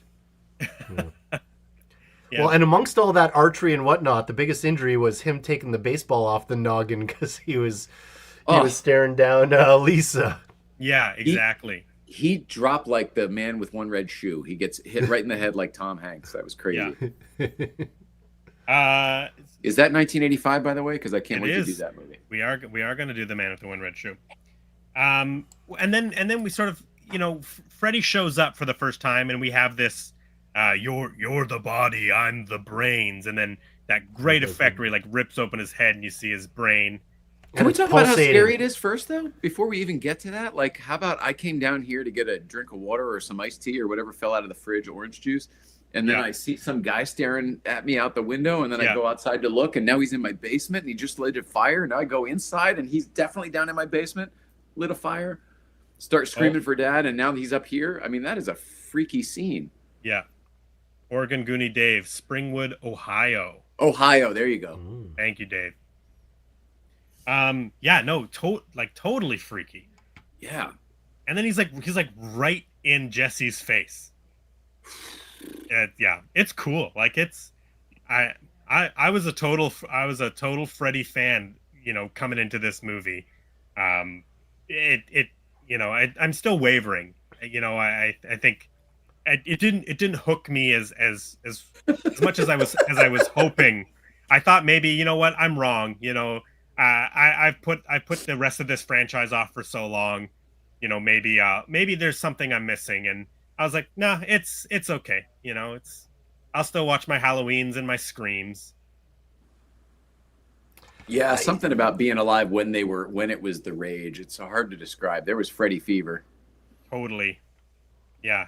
Well, even just like, again, like this creation of a new horror icon and then marketing that horror icon, right? Like Freddy has been marketed for years and years, and just the amount of products that Freddy Krueger was on at that time. Like it all just compounds, and that's why he's such a popular character.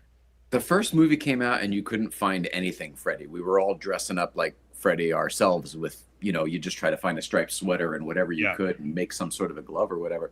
And then it seemed like it must have been after the second movie came out where they must have done all their, merchandise distribution rights or whatever the fuck, because they just made everything after that. There was a Freddy 900 number at one point, I think, when the third movie came out. Yeah, You Call Freddy, yeah. Yeah. There was so much going on. It was crazy. And it was everywhere. Every Fangoria, Gore Zone, cover of every, magazine. Yeah. Let alone the Spencer's Gifts or a Halloween store. Oh, my God. It was everywhere. Then you could buy 5 different versions of Freddy's glove. It went from nothing to, overkill, Yeah, exactly. Yeah, the official one, and then you had 20 different knockoffs, right? Exactly. Exactly. And same thing with the masks and the sweaters and everything. Yeah. Then we have a montage of Jesse cleaning his room, which I think has become iconic. It is so goofy. It's so silly. But dude, it's another example of how he is not the only gay thing in the movie, though. There's a board game named Probe on the shelf in the closet. Yeah. People point out that the poster on the back of his door is a Kate Bush poster. Right? So, that's the thing, is that the argument is that there's gay subtext in this film. Yes. Exactly. Well, who even has the little popper and says, and then he does a dance with it, and then puts it at his crotch and pops it. Yeah, exactly. But it's great. I don't know. It's fun. It only exists in these types of movies. I don't really even know why. Is it just fill time, or just make it fun and safe? I think it's to make it relatable, right? That's the shit teenagers did, right? It wasn't over the top goofy. It was, in retrospect, looking at it now, right? But every 80s movie of teens doing stuff had stuff like that in it, right? So it has that relatability to things we're familiar with, things that we know, right? And so that helps draw the viewer in to kind of be comfortable with the character, relate to the character, so you care more about them, right? And so that makes sense. I don't give two shits about Tommy in Friday the 13th Part 5, but in here, I genuinely cared about Lisa and Jesse. Yeah. Do you think we cared less about Tommy Jarvis in Part 5 because he was so good in Part 4? Feldman was so good in Part 4 as that character that this guy just brought nothing to the table in Part 5. I think that's it, right? You have an expressive and emotive character like Tommy in Part 4, right? So it's it's a kid you latch onto. It's a kid you like, right? And so that makes you more invested in it. Versus, if they didn't put a couple masks in there, I never would have a million years believed that this Tommy made that stuff. Yeah. He didn't have. There was not a creative bone in this Tommy's body. And they get rid of that in Part 6. Jason Lives, but it's gone. But it's a better Tommy, right? Yeah. I like the Tommy in Jason Lives with his cool jean jacket. Yeah, and with the furry collar. Yeah, it does have. And he's an expressive, emotional Tommy Jarvis who is, doing his damnedest to take care of Jason Voorhees. And so while neither of them look like Corey Feldman, I agree with you. The Part 6 Tommy Jarvis, I could see him being the adult version of our kid Tommy Jarvis from Part 4. Whereas Part 5 just feels like a departure. Who is this guy? What's going on here? Yeah. And maybe you almost have to think about it the way that the Halloween franchise is, because the Halloween franchise has its own timeline departures, right? Because, yes, interesting. Yeah, you have all of these films that 1 to 2, and then and then we have 1 to Halloween 2018, which is its own timeline. We have, interesting. What is it? Halloween 1, 2, and then H2O and Resurrection is its own timeline. I had no idea. Yeah, so they have all these points where the movies jump. So maybe maybe it has to be analyzed, and maybe you could do that to the Friday the 13th franchise in order to sort of like skip over that part 5 Tommy Jarvis, because it's like a different timeline Tommy. That makes sense.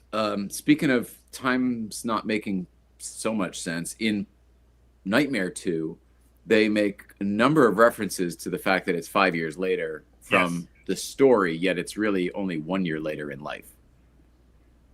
Yes.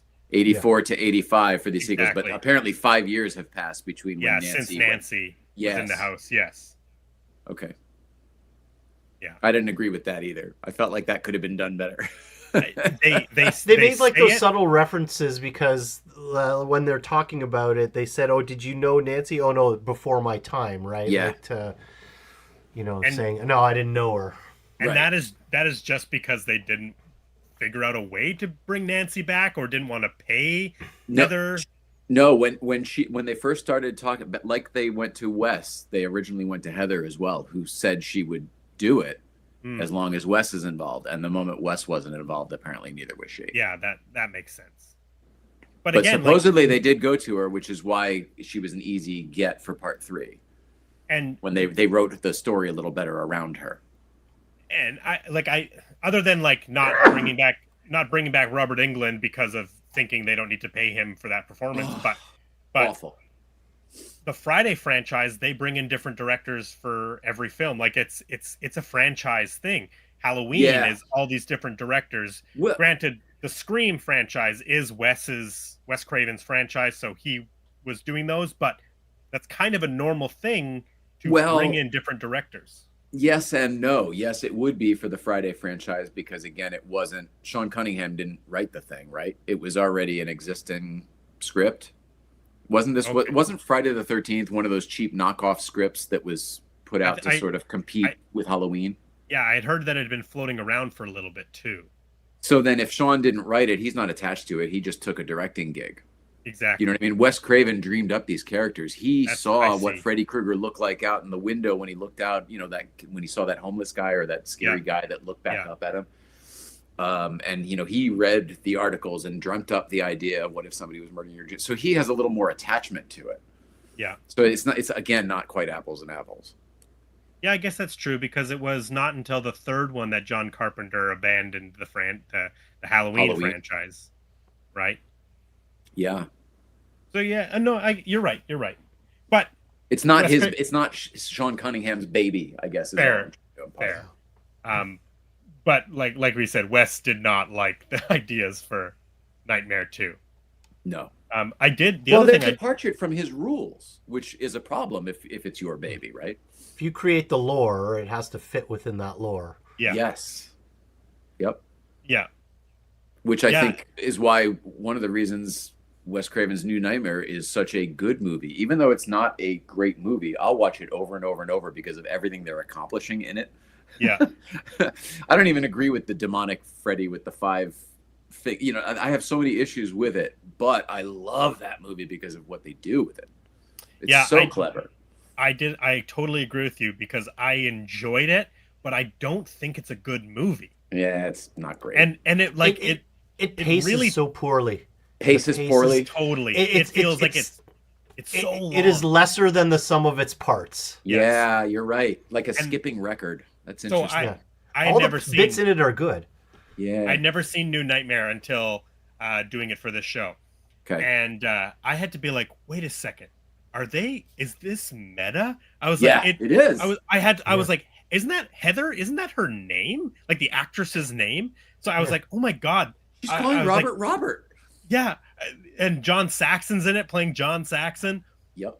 And I was like, oh my God, this is Wes Craven experimenting with meta filmmaking right before the Scream franchise launches in 1996. Yes. And I was like, oh my God. Back to New the point. Nightmare is very high concept.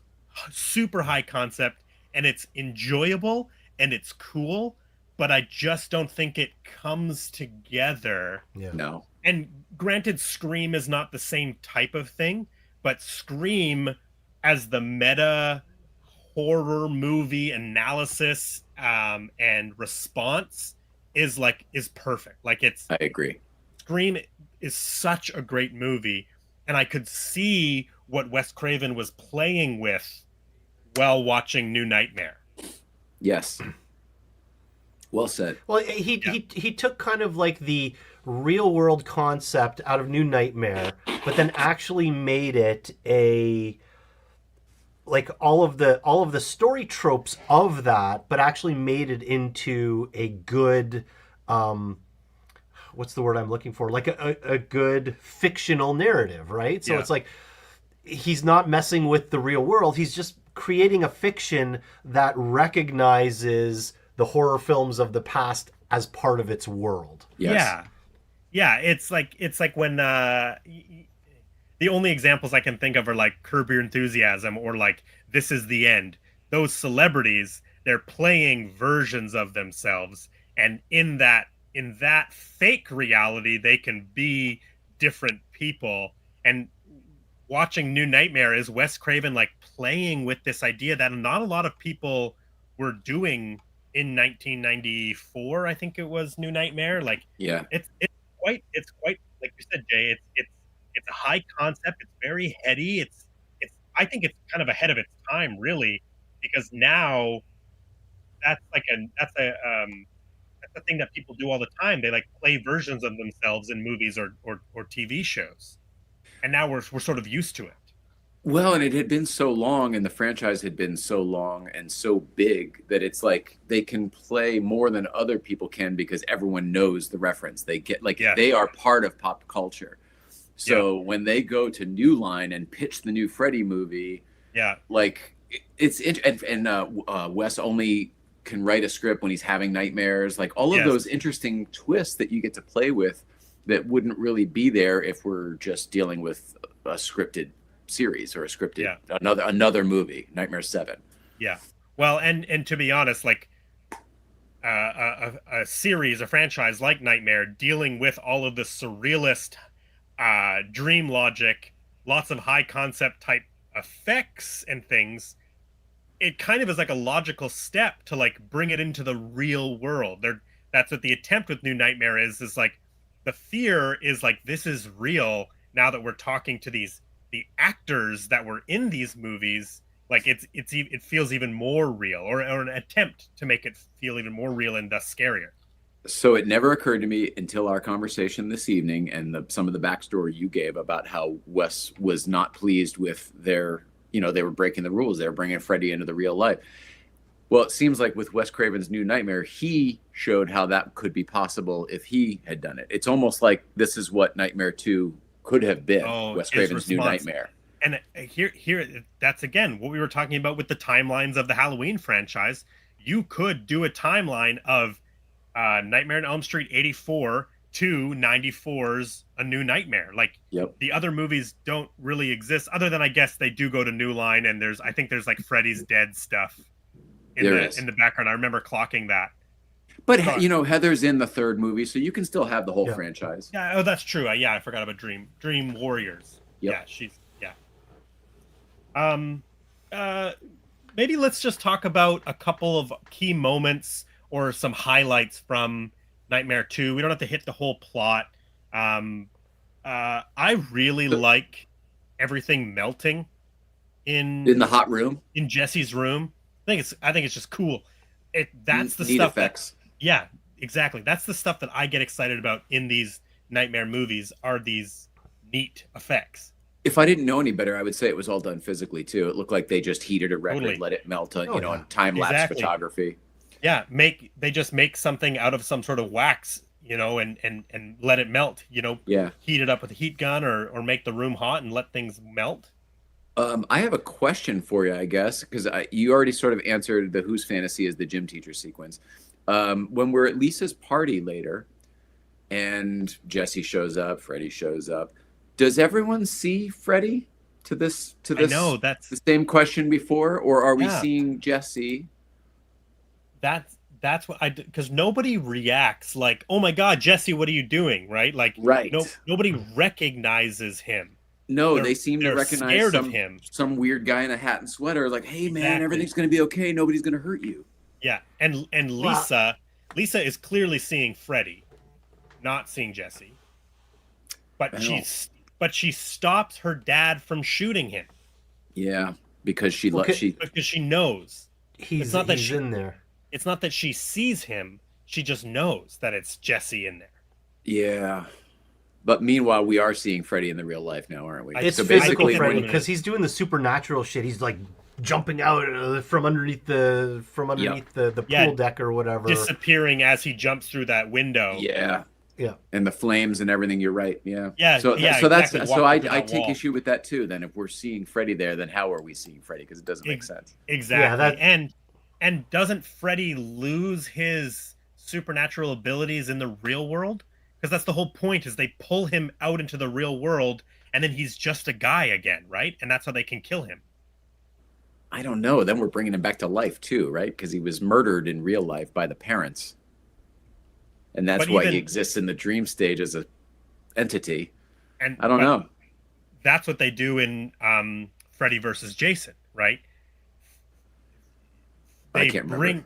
They bring Freddy into the real world. Oh, so he can fight Jason. Yeah. So he can fight Jason, and that's how Jason is able to like cut off his arms, because in that same movie, Freddy versus Jason, Jason cuts off Freddy's arms while they're in Jason's dream.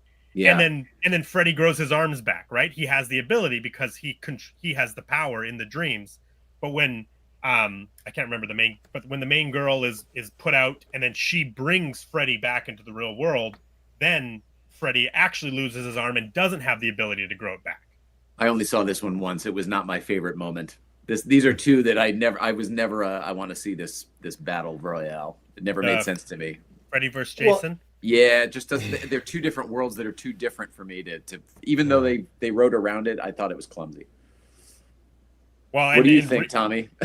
Yeah, I totally agree with you. Like, I mean, the whole worlds collide thing. It's just the two worlds are so different, like in terms of like their themes and aesthetic and all of that. It's like it's not something I necessarily wanted, and after seeing it, it's like, yeah, that's probably why I didn't necessarily want it, right? Like, yeah.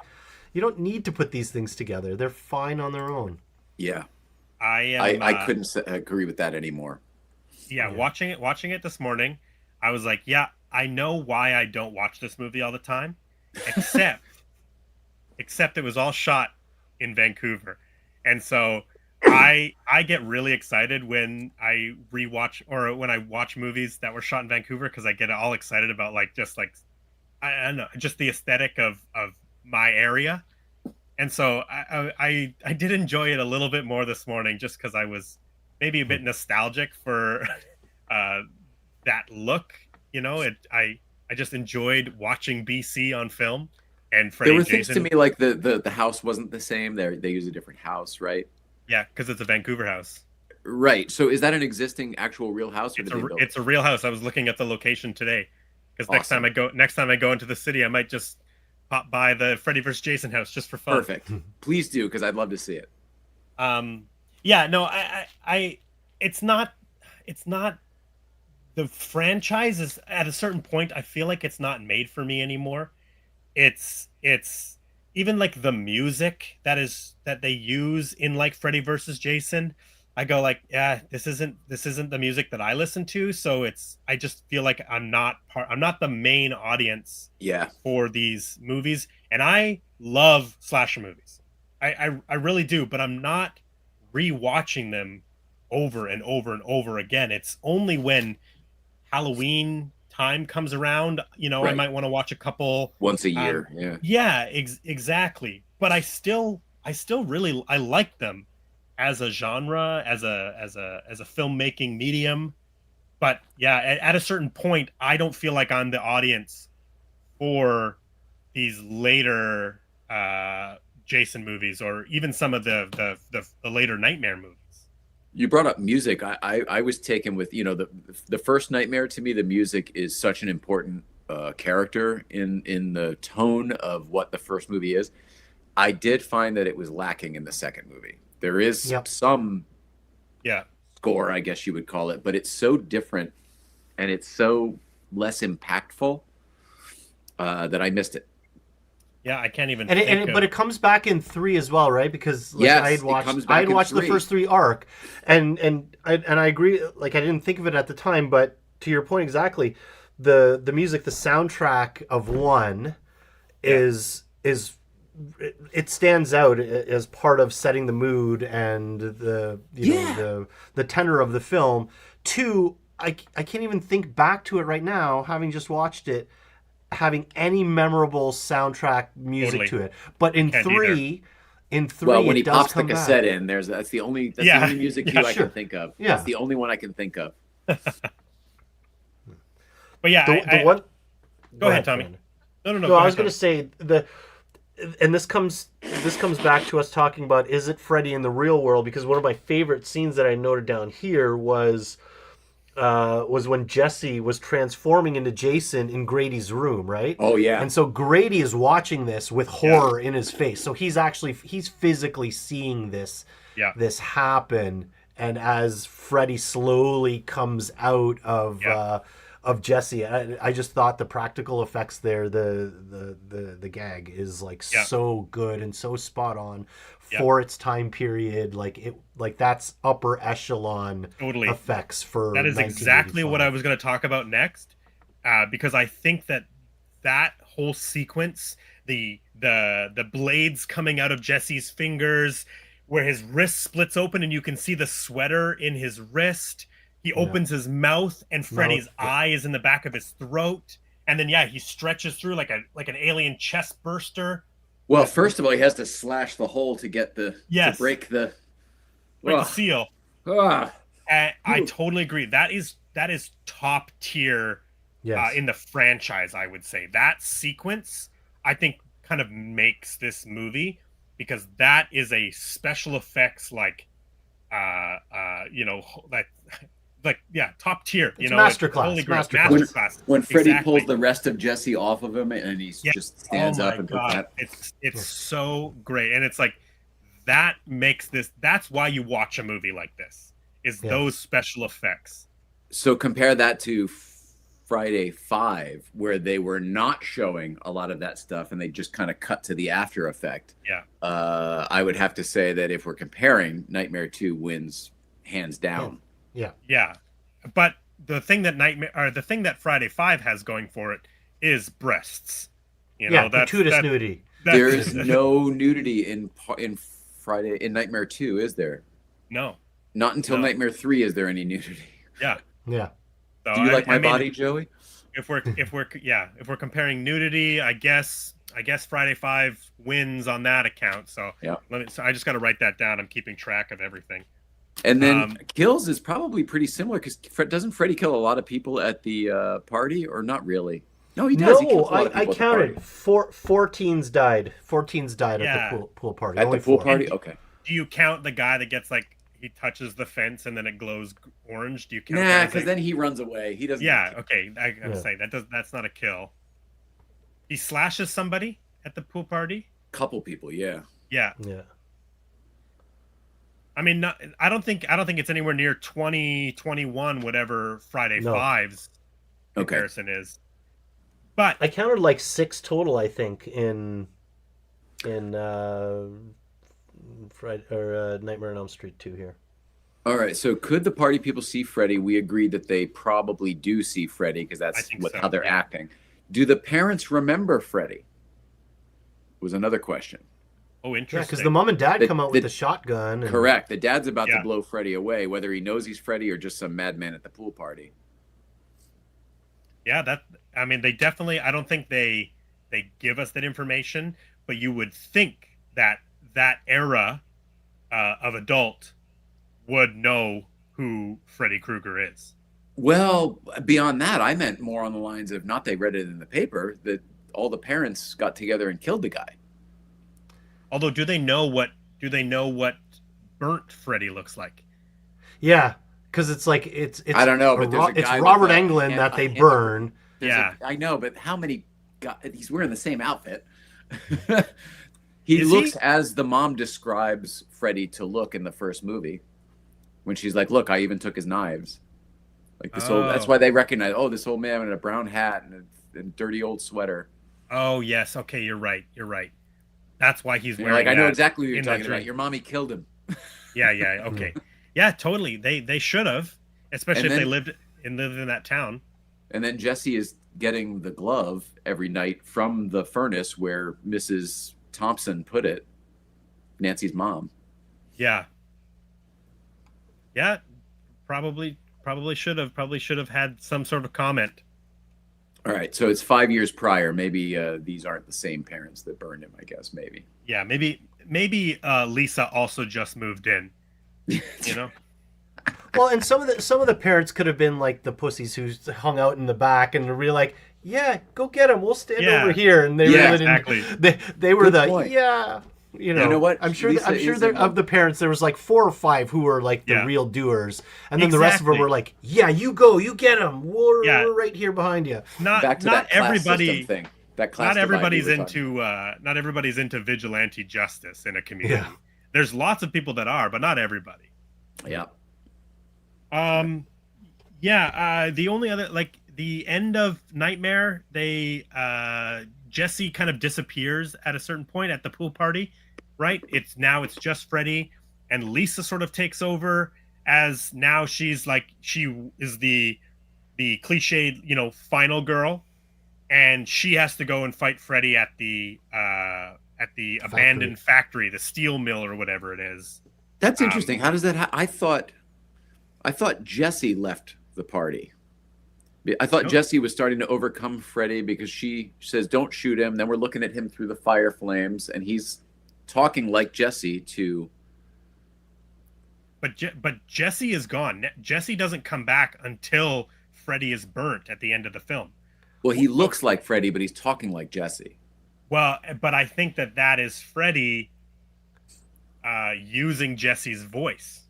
Whoa! So, that never occurred to me. So I have written down here, Grady is killed. Yep. Lisa tells Jesse to fight Freddy. You can fight him. You can fight him. Yep. And then we have that sequence where all the doors and the windows are getting locked. Yep. Then In the bar section of Lisa's house, right? Yes. Yeah. Then Okay. Freddy comes into the real world. It's happening again. It's happening again. Bites Lisa, and then that's when he does Jesse's voice before he comes out to the pool party. You don't think that's Jesse trying to get out? You think that was subterfuge by Freddy trying to pretend he's Jesse? It could be Jesse now being on the interior, right? Because ultimately at the end, when Freddy gets defeated, Jesse comes out of Freddy at that That's point. true.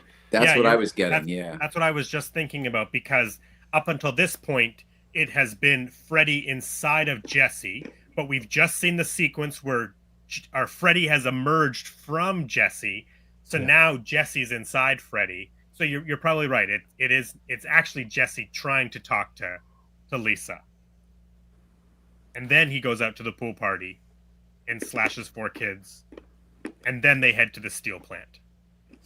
Don't shoot him.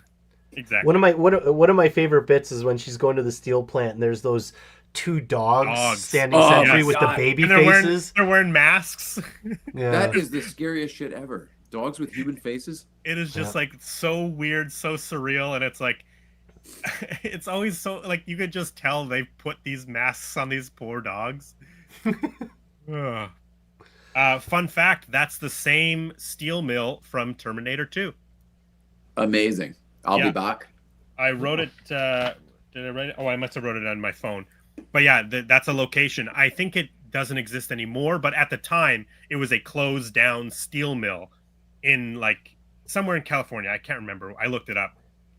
But a bunch of other productions used that same steel mill, but I think the most prominent one would be T2.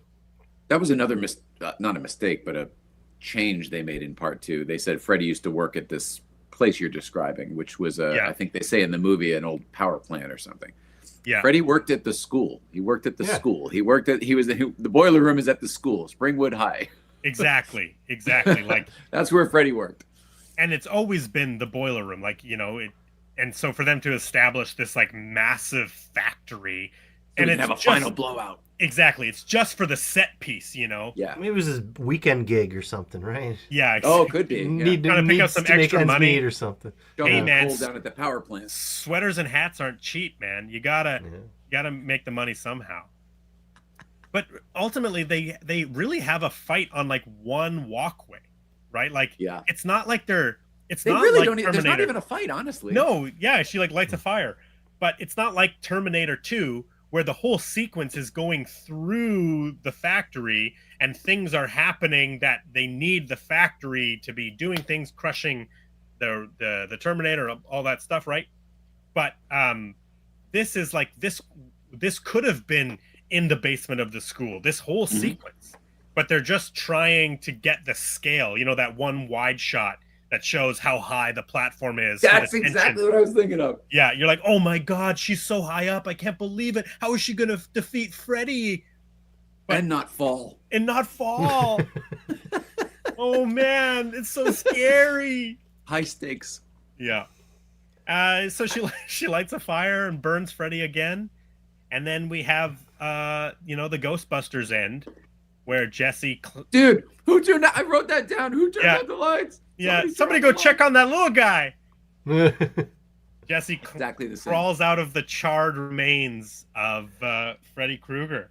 Again, the effects though of Freddy melting there, like again, just top So notch, good. so Totally. good. And all of the effects work with the pipes lighting up was beautiful. Yeah. yes, yeah, and really, they just like melted a thing. They built Freddy's head out of some sort of wax, and they melted it. Similar to Raiders of the Lost Ark with like Tote, right? Like they just build this practical effect with a skull layer, a muscle layer, a skin layer out of some sort of wax, some melting material, and then they just blast it with heat. It's like you can't fake it. It looks so good. And then Air fryer Jesse to the face. Exactly. Yeah. that's bound to happen in a horror movie. Nobody's used an air fryer yet in a horror movie, but they're so commonplace now that somebody's gonna do something with an air fryer. Totally agree with you. Gremlins 3. Yeah, Remember exactly. the microwave yes. and the blender? Yeah, the healthier option, the healthier kill. And then Jesse survives, and then we have like a weird ambiguous ending where he's on the bus and just like a bookend, we have another bus that goes off the road, is going too fast. He's in another nightmare, right? Like they're just ambiguous. Relax, Jesse. first It's all over. The first thing I said is like, wait a second, he's got a car. Why isn't he driving Pam to school in the car? Oh shit. Oh, totally. Yeah, of course. Duh. So of course it's another dream. Yeah. Boy, I didn't pick up on that, Tommy. Good one. Yeah, of course. I'm just looking at my notes here. Oh, But it wasn't Robert Englund as the bus driver the second it wasn't. time around. It was No, some other I actor. did notice that. I'd like to shout out you name dropped Kevin Yeager, who did the effects for Nightmare 2. Famously, he's also the designer of Chucky from the Child's Play movies. Ah. So Kevin Yeager went on to do a bunch of he actually did the effects with Tom Savini on Final Chapter, Friday the 13th 4. He worked on that. Very cool. He ended up doing Nightmares 2, 3, and 4. He did all 3 Bill and Ted movies, and created Chucky. I think that was kind of it. Any other specific thoughts on a Nightmare Part 2? At the end of Part 1, Nancy declares that I'm not afraid of you anymore, Freddy. Yeah. So I want my friends and my family back. And at the end of the movie, they're all back. I don't know that happened here. Yeah, I don't think so. But are we led to believe that Jesse killed all these people and we're just fine with that? That's I think it's a really interesting idea. I love the idea of the possession. Maybe it doesn't work in the Nightmare on Elm Street world because of the rules established in the 84 original film, and that's the kind of what we've been talking about with him coming in the real world, taking the possession. Yeah. But I think it's a really interesting idea of somebody committing these heinous crimes but not knowing, or just being possessed, right? Like it's and the whole time Jesse is aware that these things are happening and he doesn't know what's going on. So I don't know. I think so. I Yeah. think he's really doing it. I think we've sort of talked about that, and I guess Yeah. that's what it is. He's Wild. doing it, but not in control of his own Exactly. body. Right? He's not consciously doing it. Physically, Well, he's doing it. Yes. Mentally, But at the end of he's the not. movie, also without consequence, it seems. Well, It seems. I mean, maybe Freddy is it's the perfect crime, right? There's no evidence that they can nail Jesse with. Except the glove in his furnace downstairs. Yeah, and Got the murder in his- weapon down there. in his- and him being in his at drawer. the scene of all said crimes, of every Yeah. single. he's got and the him- motive. and- He's got the motive. and him admitting to Pam, I killed him. I Right? killed Grady. I killed Schneider. Exactly. Okay, well, we're gonna do some box office numbers now, and then we can sort of directly compare the success, and we can do our ratings, and we can pick a winner of tonight's battle. Okay, so Friday the 13th, Part 5, A New Beginning, came out first in the year. It came out March 22nd, 1985. Debuted number 1 the week it came out. Was in theaters for 5 weeks. Ended up making $21.9 million. Nightmare on Elm Street Part 2, Freddy's Revenge, came out November 1st, 1985. Was also in theaters for 5 weeks. It debuted at number 4 and made $21.1 million. So Friday made 21.9, Nightmare made 21.1. So very, very close for the two of them. The movies that came out with Friday Part 5. So obviously I said Friday debuted number 1, but that week was Porky's Revenge. Oh wow. Hey. Mask was number 3. The Last Dragon, number 4, and number 5 was Baby Secrets of the Lost, the little animatronic dinosaur movie. Oh. So, Okay. so we have a slasher film, we have a sex comedy, we have a drama. I actually don't know the Last Dragon very well. And then we have like a family movie. The week of Nightmare on Elm Street, number 1 was actually Death Wish 3, Charles Bronson. Everybody wanted to go see the third Bronson film. Then we have Live and Die in L.A., one of my personal favorite movies. Jagged Edge, then Nightmare 2, and then still in top 5 spots since the summer, Back to the Future. Wow. Was still doing well.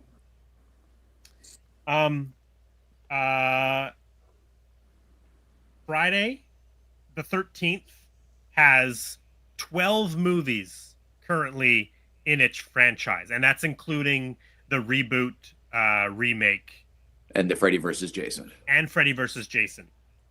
The collected box office numbers of the Friday the 13th franchise is $468 million.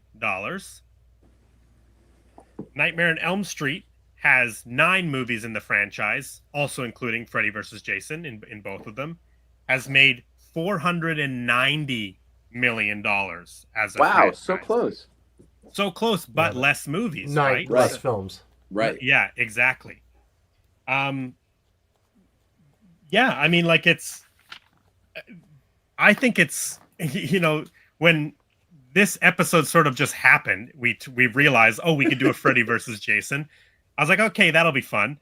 I think it is like a really cool thing that a Freddy and a Jason movie came out in 1985, leading up until years later, 1990. Oh, I can't remember what year it is, but Jason Goes to Hell is a New Line Cinema movie. Yep. So at a certain point, New Line Cinema, who owned the Nightmare on Elm Street franchise, purchased the rights to the Jason Voorhees character and made those movies, which is why at the end of Jason Goes to Hell, Freddy's glove comes out and grabs Jason Mask and pulls it into the ground. One of the cheapest toy gloves that you could buy at the time, unfortunately, in that scene. It really always bummed me out. Oh, really? I have. Yeah. Oh, that's awesome. I gotta That's take a closer hilarious. look at that. Yeah. Yeah, it's one of the really cheaper ones. Yeah. This isn't directly comparable. I understand why they did this, but in Ghostbusters Afterlife, all of the traps that are in Spengler's farm, the buried in the ground, those are all Spirit Halloween ghost traps that they just doctored up to put a more accurate light on them, and then rig them all to open. But similar, like the people who know the props, they go like, oh man, like that's the cheapest version you can buy.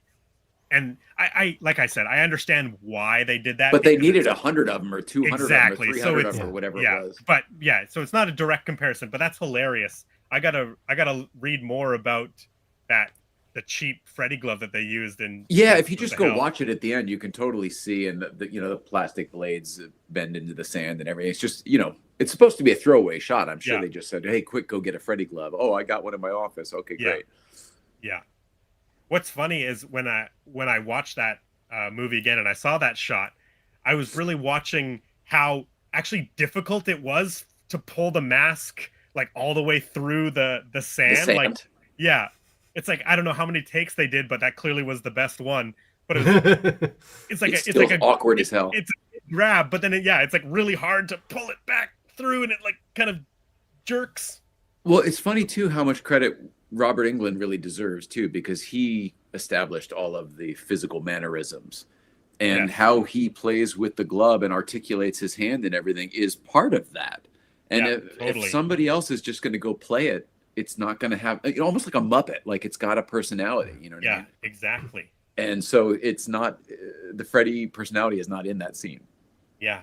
No, I like that is Robert Englund's character. The fact that at the time they thought that they could get away with not having him be in part 2, it's bonkers. You look at the franchise now and you can't even, you would never think that would be an option, but they were just trying to save money, right? Like not paying an actor to do what that actor does. And they learned their mistake gladly on the second movie and right away. But it just goes to show you, like, pay people and let them do their work. Have either of you seen the Robert Englund documentary that came out earlier this year? No, not yet.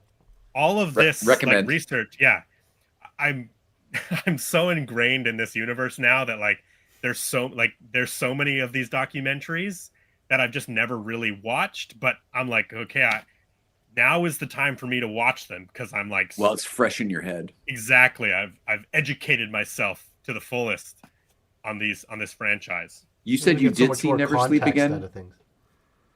No, I have not seen Never Sleep Again. Oh god damn! There's that and Crystal Lake Diaries or whatever are the two quintessential docs for both. Never Sleep Again is like 3 hours long, and isn't Crystal Lake like 6 hours or something? They're both 2 parts, and easily, because they both have bonus features and stuff. Yeah, well, you'll enjoy the deep dive for sure. I know Never Sleep Again is on Tubi, because when I was looking up the Mark Patton documentary Scream Queen, I found it on Tubi. Gotcha. And so I saw that Never Sleep Again was on Tubi, so I added it to my watch list. Good. I think I have this box set, the other box set I showed. I have an additional box set, and these all have what do they call it here? They have the making of Friday the 13th. Oh no, not that one. I picked the wrong one. Anyway, there's a multi-series documentary on all of these Blu-rays, but I watched 19 movies in 7 days, so I wasn't doing a lot of special features. I did some special features on Nightmare 2 and Friday 5, but I didn't have the time to delve into all of the other movies. I just wanted to watch the movies. You sound like Doc Brown. Like, I apologize for not making it, Yeah, painting it or sorry, I making didn't it to have scale. time. Not to scale. I didn't have time to watch all the special features and the commentaries. Yeah. Any other thoughts on either of the movies, the franchises in general? I Just like as both I of mentioned these before, franchises. these are two franchises that are going in this year. We're going in different directions, right? Nightmare's on its rise after the huge popularity of the first film. Get this one out there, right? The buzz is there. It's on the rise. Yeah. Whereas Friday the 13th after 4, Yeah. it was making its way it was making its way down. So these are two ships crossing in the night in different directions, and I think it showed in these movies, right? Like in Nightmare, the effects, the acting, right? Like the performances, right? Like it felt like a proper film, whereas Friday the 13th Part 5, it was, to me, it was kind of like a paint by the numbers. Yeah. Yeah, it doesn't That's feel... interesting. I agree with that in that I don't know where Nightmare 2 is going to go, but Friday 5 was pretty easy to predict. Yeah. Yeah. Yeah. Yeah, I'm confident in saying Friday 5 is, in my opinion, I think the worst of the franchise. That being said,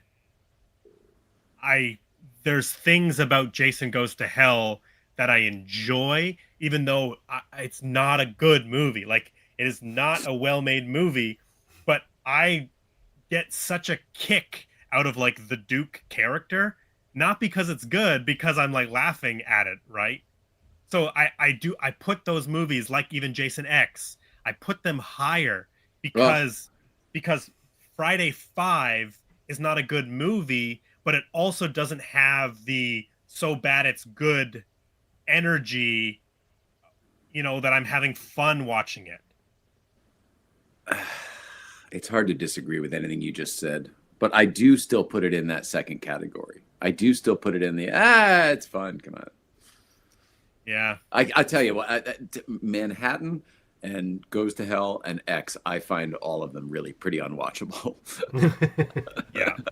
I found Manhattan probably, granted, I love when he actually gets to Manhattan, I actually really like it.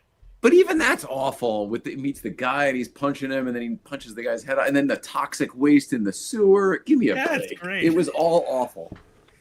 Those movies have like their quintessential memorable scenes that you will never forget for the rest of your life. But I agree with you, they're not very rewatchable films. Whereas Friday 5 here, it's like after I rewatch it, it's like I enjoyed rewatching it, right? Yes, it's not a good movie. Not good. The whole plot is just way out there, but I enjoyed the main character watching doesn't want to be in it.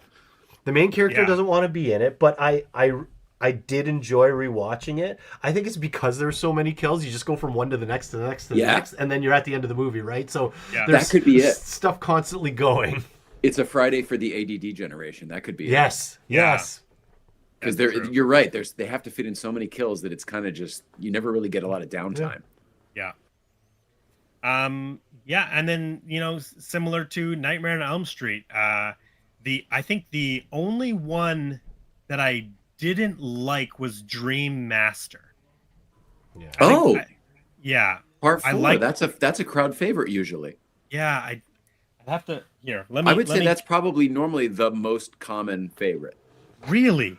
Yeah. I think Dream Warriors 3 typically tops the lists. That would be mine, I think. That's probably my favorite. Because you get Nancy back, and then we're at the asylum, and Kirsten is great. What's her name there? Patricia Arquette. Yep. Yeah. Oh, and Freddy still hasn't gone full Beetlejuice. Freddy's dead. You're right. It's right at the cusp there. Right at the cusp. Yeah. Before he puts sunglasses on and everything in the fourth one. But see, the thing is, so with Nightmare on Elm Street 4, the Dream Master, that's when Freddy really starts quipping. Hammering it up. Yep. That's when I sort of lose steam. He 100%. was a pop culture icon at that point, and they Yeah. almost worked that into the Yeah. films. Yeah. And then like I said, Dream Child #5, maybe not the best movie, but I was in love with the visual effects. And then Freddy's Dead, I didn't like. It was actually my lowest rated Freddy movie was Freddy's Dead. I really didn't like it. It's probably the least good movie out of all of them, but I just like some of the stuff they cover. Yeah. Although I was already looking. So the new 4K releases that came out for Nightmare on Elm Street come with the 3D Freddy's Vision version and a pair of 3D glasses. Wow. Apparently the DVD, but there's a lot of cheap Laserdisc copies that come with 3D glasses. So I'm trying to track down a Laserdisc copy because they're the cheapest because nobody has working Laserdisc players. But Right. this guy does. This guy has a working Laserdisc player. So Whenever the DVD set came out in the old days, that had the 3D version on Yes. it, but it was the blue and red. It wasn't polarized. yes, so that's the only version that exists. Okay. As opposed to what I was talking about with my Yeah. Friday the 13th 3D. But this particular Blu-ray box set of Nightmare that I have doesn't have that Freddy's Vision 3D version on it. Gotcha. But like, I just think it'd be fun. It'd be fun to own, even though it's not like a good movie or my favorite.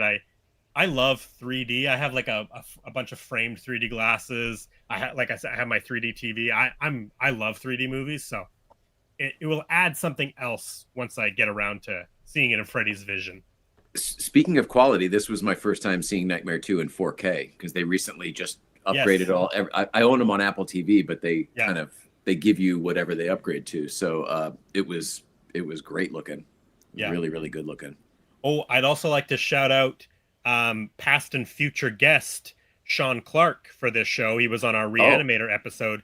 He owns the prosthetic hand of Jesse's, like that the blades coming are out of the fingertips. Oh, no kidding. And on Sean Clark's YouTube channel, there's a video of him going over his Freddy and Jason screen used items from all different films of the franchise. But yeah, one of the Cool. things he particular has is Jesse's arm, and with the split in it and the blades coming out of the fingers. Crazy. Awesome. That's Yeah. awesome. Super cool. He's got a glove from part 6 as well. I know that. Yeah. Well, should we rate these movies? Yeah. Jay, would you like to go first? You want to just hit us with both your ratings on both films? Sure. 2 different reasons, but I'm giving them 3 stars, both. Okay. Nightmare 2 is... so I should start by saying I think 4 would be the most stars I would give any of these movies, even the best one. I'd probably give Nightmare 1 4 stars. I am right with you there. That is exactly how I think about it. And then so this was better than I thought it would. I think I went into it thinking I was going to 2-star it, maybe 2.5. I enjoyed it more than I thought I would. I told you all the reasons why. It was excellent quality. I thought Mark Patton was fantastic. He was probably the best Totally part agree. of the movie for me. Yeah. I would probably watch this one again sooner than some of the other ones because I feel like I'm picking up stuff that I missed when I was a kid. Also, Yeah. I'm wondering if maybe it's part of it's me being older. Maybe I didn't get a lot of the subtext when I was a kid. I didn't understand a lot of the implied gay stuff. Meanwhile, the guy's got a girlfriend. Like, I don't know. It doesn't really make Yeah. sense to me. But I enjoyed it more than I thought I would. And then Friday the 13th, Part 5, I'm giving it 3 for sort of all of the same reasons. Like, I don't think it's as bad as I thought it was. I enjoyed the ride, kind of like Tommy was saying. Like, it's not a good movie, but did I have fun watching it? I did. And isn't that what these kind of movies are all about? I'm not watching it to see who's going to get the Oscar. I'm watching it to forget about my problems for 90 minutes, you know? For sure. And so I thought great. they were both really solid right down the middle. Wonderful. Tommy, you want to hit us with your ratings? Yeah. So, Nightmare Part 2, Freddy's Revenge, I give 3.5 stars. Oh The extra half star is just for the absolutely fantastic effects. Yeah. For 1985, how smooth and seamless it was. Like, you know, you see horror movies from that time, and it's like, oh, that's a rubber head.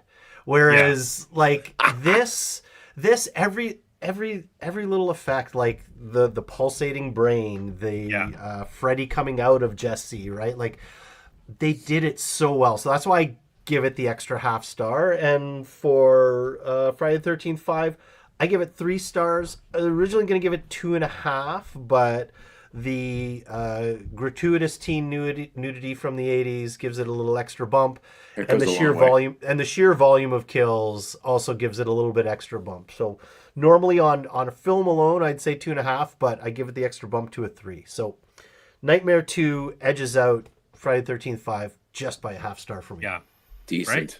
I like that you created a winner too. I didn't think of that. I just made it a fucking tie. Yeah. How about you, Brandon? Well, I am gonna give Nightmare on Elm Street 2 a solid 3 stars. I thoroughly enjoyed it.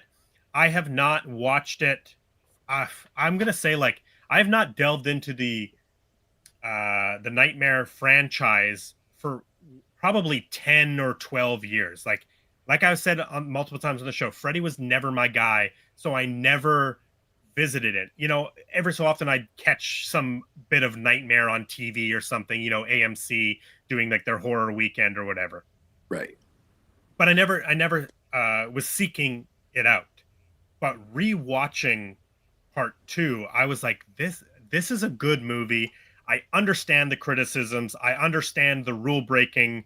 And like I said, I'm just happy that Mark Patton is receiving the love and admiration that I think he deserved, because I think he is such a good actor and gives such a great performance in this slasher film.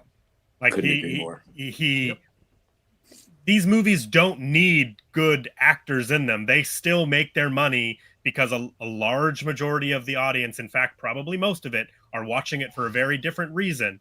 But for him to give the performance that he gives in Nightmare Part 2, you know, he deserves all 3 of those stars. Or I'll give Martin Patton the 2 stars, and the 3rd full star goes all to Kevin Yeager and the special effects team, because they are incredible. That being said, Friday Part 5 is a 2 star for me, because I just don't like it. You know, Yep. it's the lowest in my Friday the 13th list. There is other films that I like more, but I totally agree with you, Jay, in like all of the highest these films could get was a 4 star for me. And I gave a 4 star to Nightmare 1.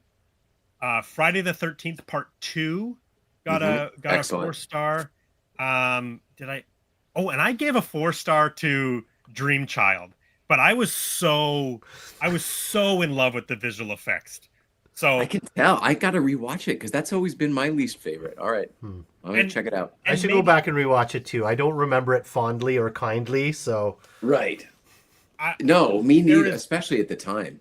There is a reality where I'm aware that I'm rating Dream Child too high, but I'm thinking that part of it is the amount of Jason and Freddy movies I had been taking in for Dream Child number 5 so late in the Nightmare series, for it to like surprise me with its visual effects and its inventiveness and its ideas. I think I was really taken with that. I wonder if you were so put off by Part 4 where this just felt like a breath of fresh air. And that's the other thing too. I was also watching the movies in chronological release order, so as both the franchises. So it was so you alternated back and forth at a point. So I started with Friday 1, 2, 3, 4, and then the first Nightmare comes out, and then Part 5, then Nightmare 2, then Part 6, and so I was bouncing back and forth. That's a lot. So I'm aware. Maybe I'm wrong, but maybe 4 is too high. But just real quick, is that so you got the cartoonist in that one, right? And there's the girl, he force feeds her. There's that. Yeah, Uh, and like she's all puffy. yep. I love all of it. So Because she's like the pretty girl who. yes, Yeah, that's her worst yeah, nightmare. the giant baby carriage rolling around. Yeah, I'm kind of into it. Anyway, that's not what that's we're talking hilarious. about. The little But, kid is really creepy in that movie. yeah, that's the kid from Jurassic Park. Right. That's the kid that's like looks like a 6-foot turkey. Yeah. Yeah. That How about you show some respect? Yeah. Yeah, so I guess in my mind, Freddy does win this battle. I think this is a better movie of the year. Yeah, I'd have to agree. We sort of talked about we briefly talked about the box office numbers of the franchise, and there's less Nightmare movies, but they've made more money. So even though they're equal on stars, 3 each, even I would have to give Nightmare the edge on who wins this. If we're comparing these two movies, Nightmare 2 over Friday 5. Yeah. And which, by the way, I don't think I would have said that before doing this little taste test we just did. I think I probably would have predicted, because I didn't like part 2 as much as a kid. I don't know why. Yeah, I'm in the as an exact same adult, boat. it's pretty solid. I'm wearing a Friday. I don't own a Freddy shirt. I only own a Jason Friday the 13th shirt, right? So I think the same thing. I think I would have, before all of this, I think I would have come into this episode saying, oh no, Jason Voorhees wins. Yep. But I'm aware that was my bias against Freddy Krueger. Right. But no, I do think for the year particularly, and I don't know, he's growing on me. Freddy's growing on me. Is that all three of us that we agree that Nightmare wins this? Yeah. Yeah. Wins this battle. The way I look at it is Freddy won this battle, but overall Jason wins the war. Okay. That's just me. That's an interesting. I think I lean towards that. Ask me again in 4 years when I decide to do all of this again and watch all these movies. maybe I'll be a Krueger stan at that point. Well, in 3 or 4 years, we'll be on a different year, so we can compare. We'll just have to pick another year where two of them came out. Exactly. Freddy versus Jason Redux. Okay. Any other thoughts? No, I thoroughly enjoyed this way more than I thought. Yeah, no, I had a blast for doing this. Just revisiting the movies that I haven't watched, and Friday the 13th, it's been at least a half decade since I've watched any of those films, and Nightmare on Elm Street longer. Because to Brandon's point, I kind of soured on Nightmare on Elm Street after 3, 4-ish when Freddy turned all cartoony. So, that's always been my memory. Friday the 13th or Nightmare on Elm Street, great up until 3, maybe 4-ish, and after that, and to me, I'd always enjoyed Friday the 13th up to 6. Yeah. That similar to that. Like there is a point in the Friday the 13th where it feels like it's hard to get through a couple of movies. Turns into a slog.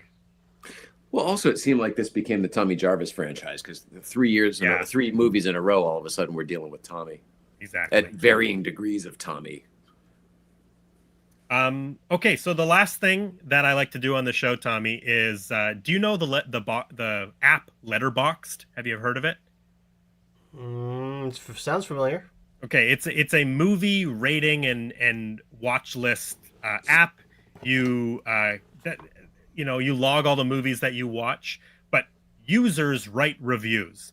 And so one of the things I like to do is I like to go through and I like to read the reviews and I like to pull some of the ones that make me laugh. Some nuggets. Yeah, so these are some user reviews from Letterboxd. So it says, Super Liam. Meryl Streep really went through it when she was in high school. 3 stars. Chelsea says, let's get one thing straight. This movie is not 2.5 stars. I don't get it. Here's another one. Eli says, he was confused about his sexuality. Freddy was just trying to help him out. I don't know. I'm going to go with that. 4.5 stars.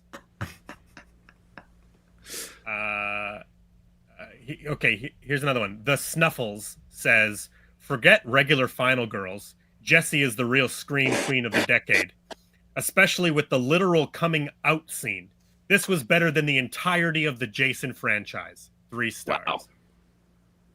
So those were a couple I pulled for Nightmare, and here is a few for Friday 5. Spooky says they should have called this one Friday the 13th, a nude beginning.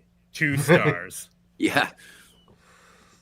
Chelsea says it's so fucking funny to me that the 4th film is called The Final Chapter. Then a year later they were like, "Hey, JK," 3.5 stars.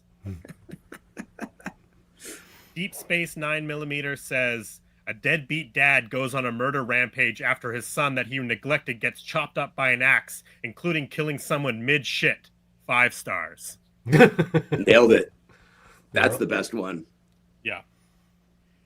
Yeah, this was awesome. This was it was difficult. I did not know how we were going to tackle 2 movies simultaneously, but I think we did it. I think you did a great job keeping us straight.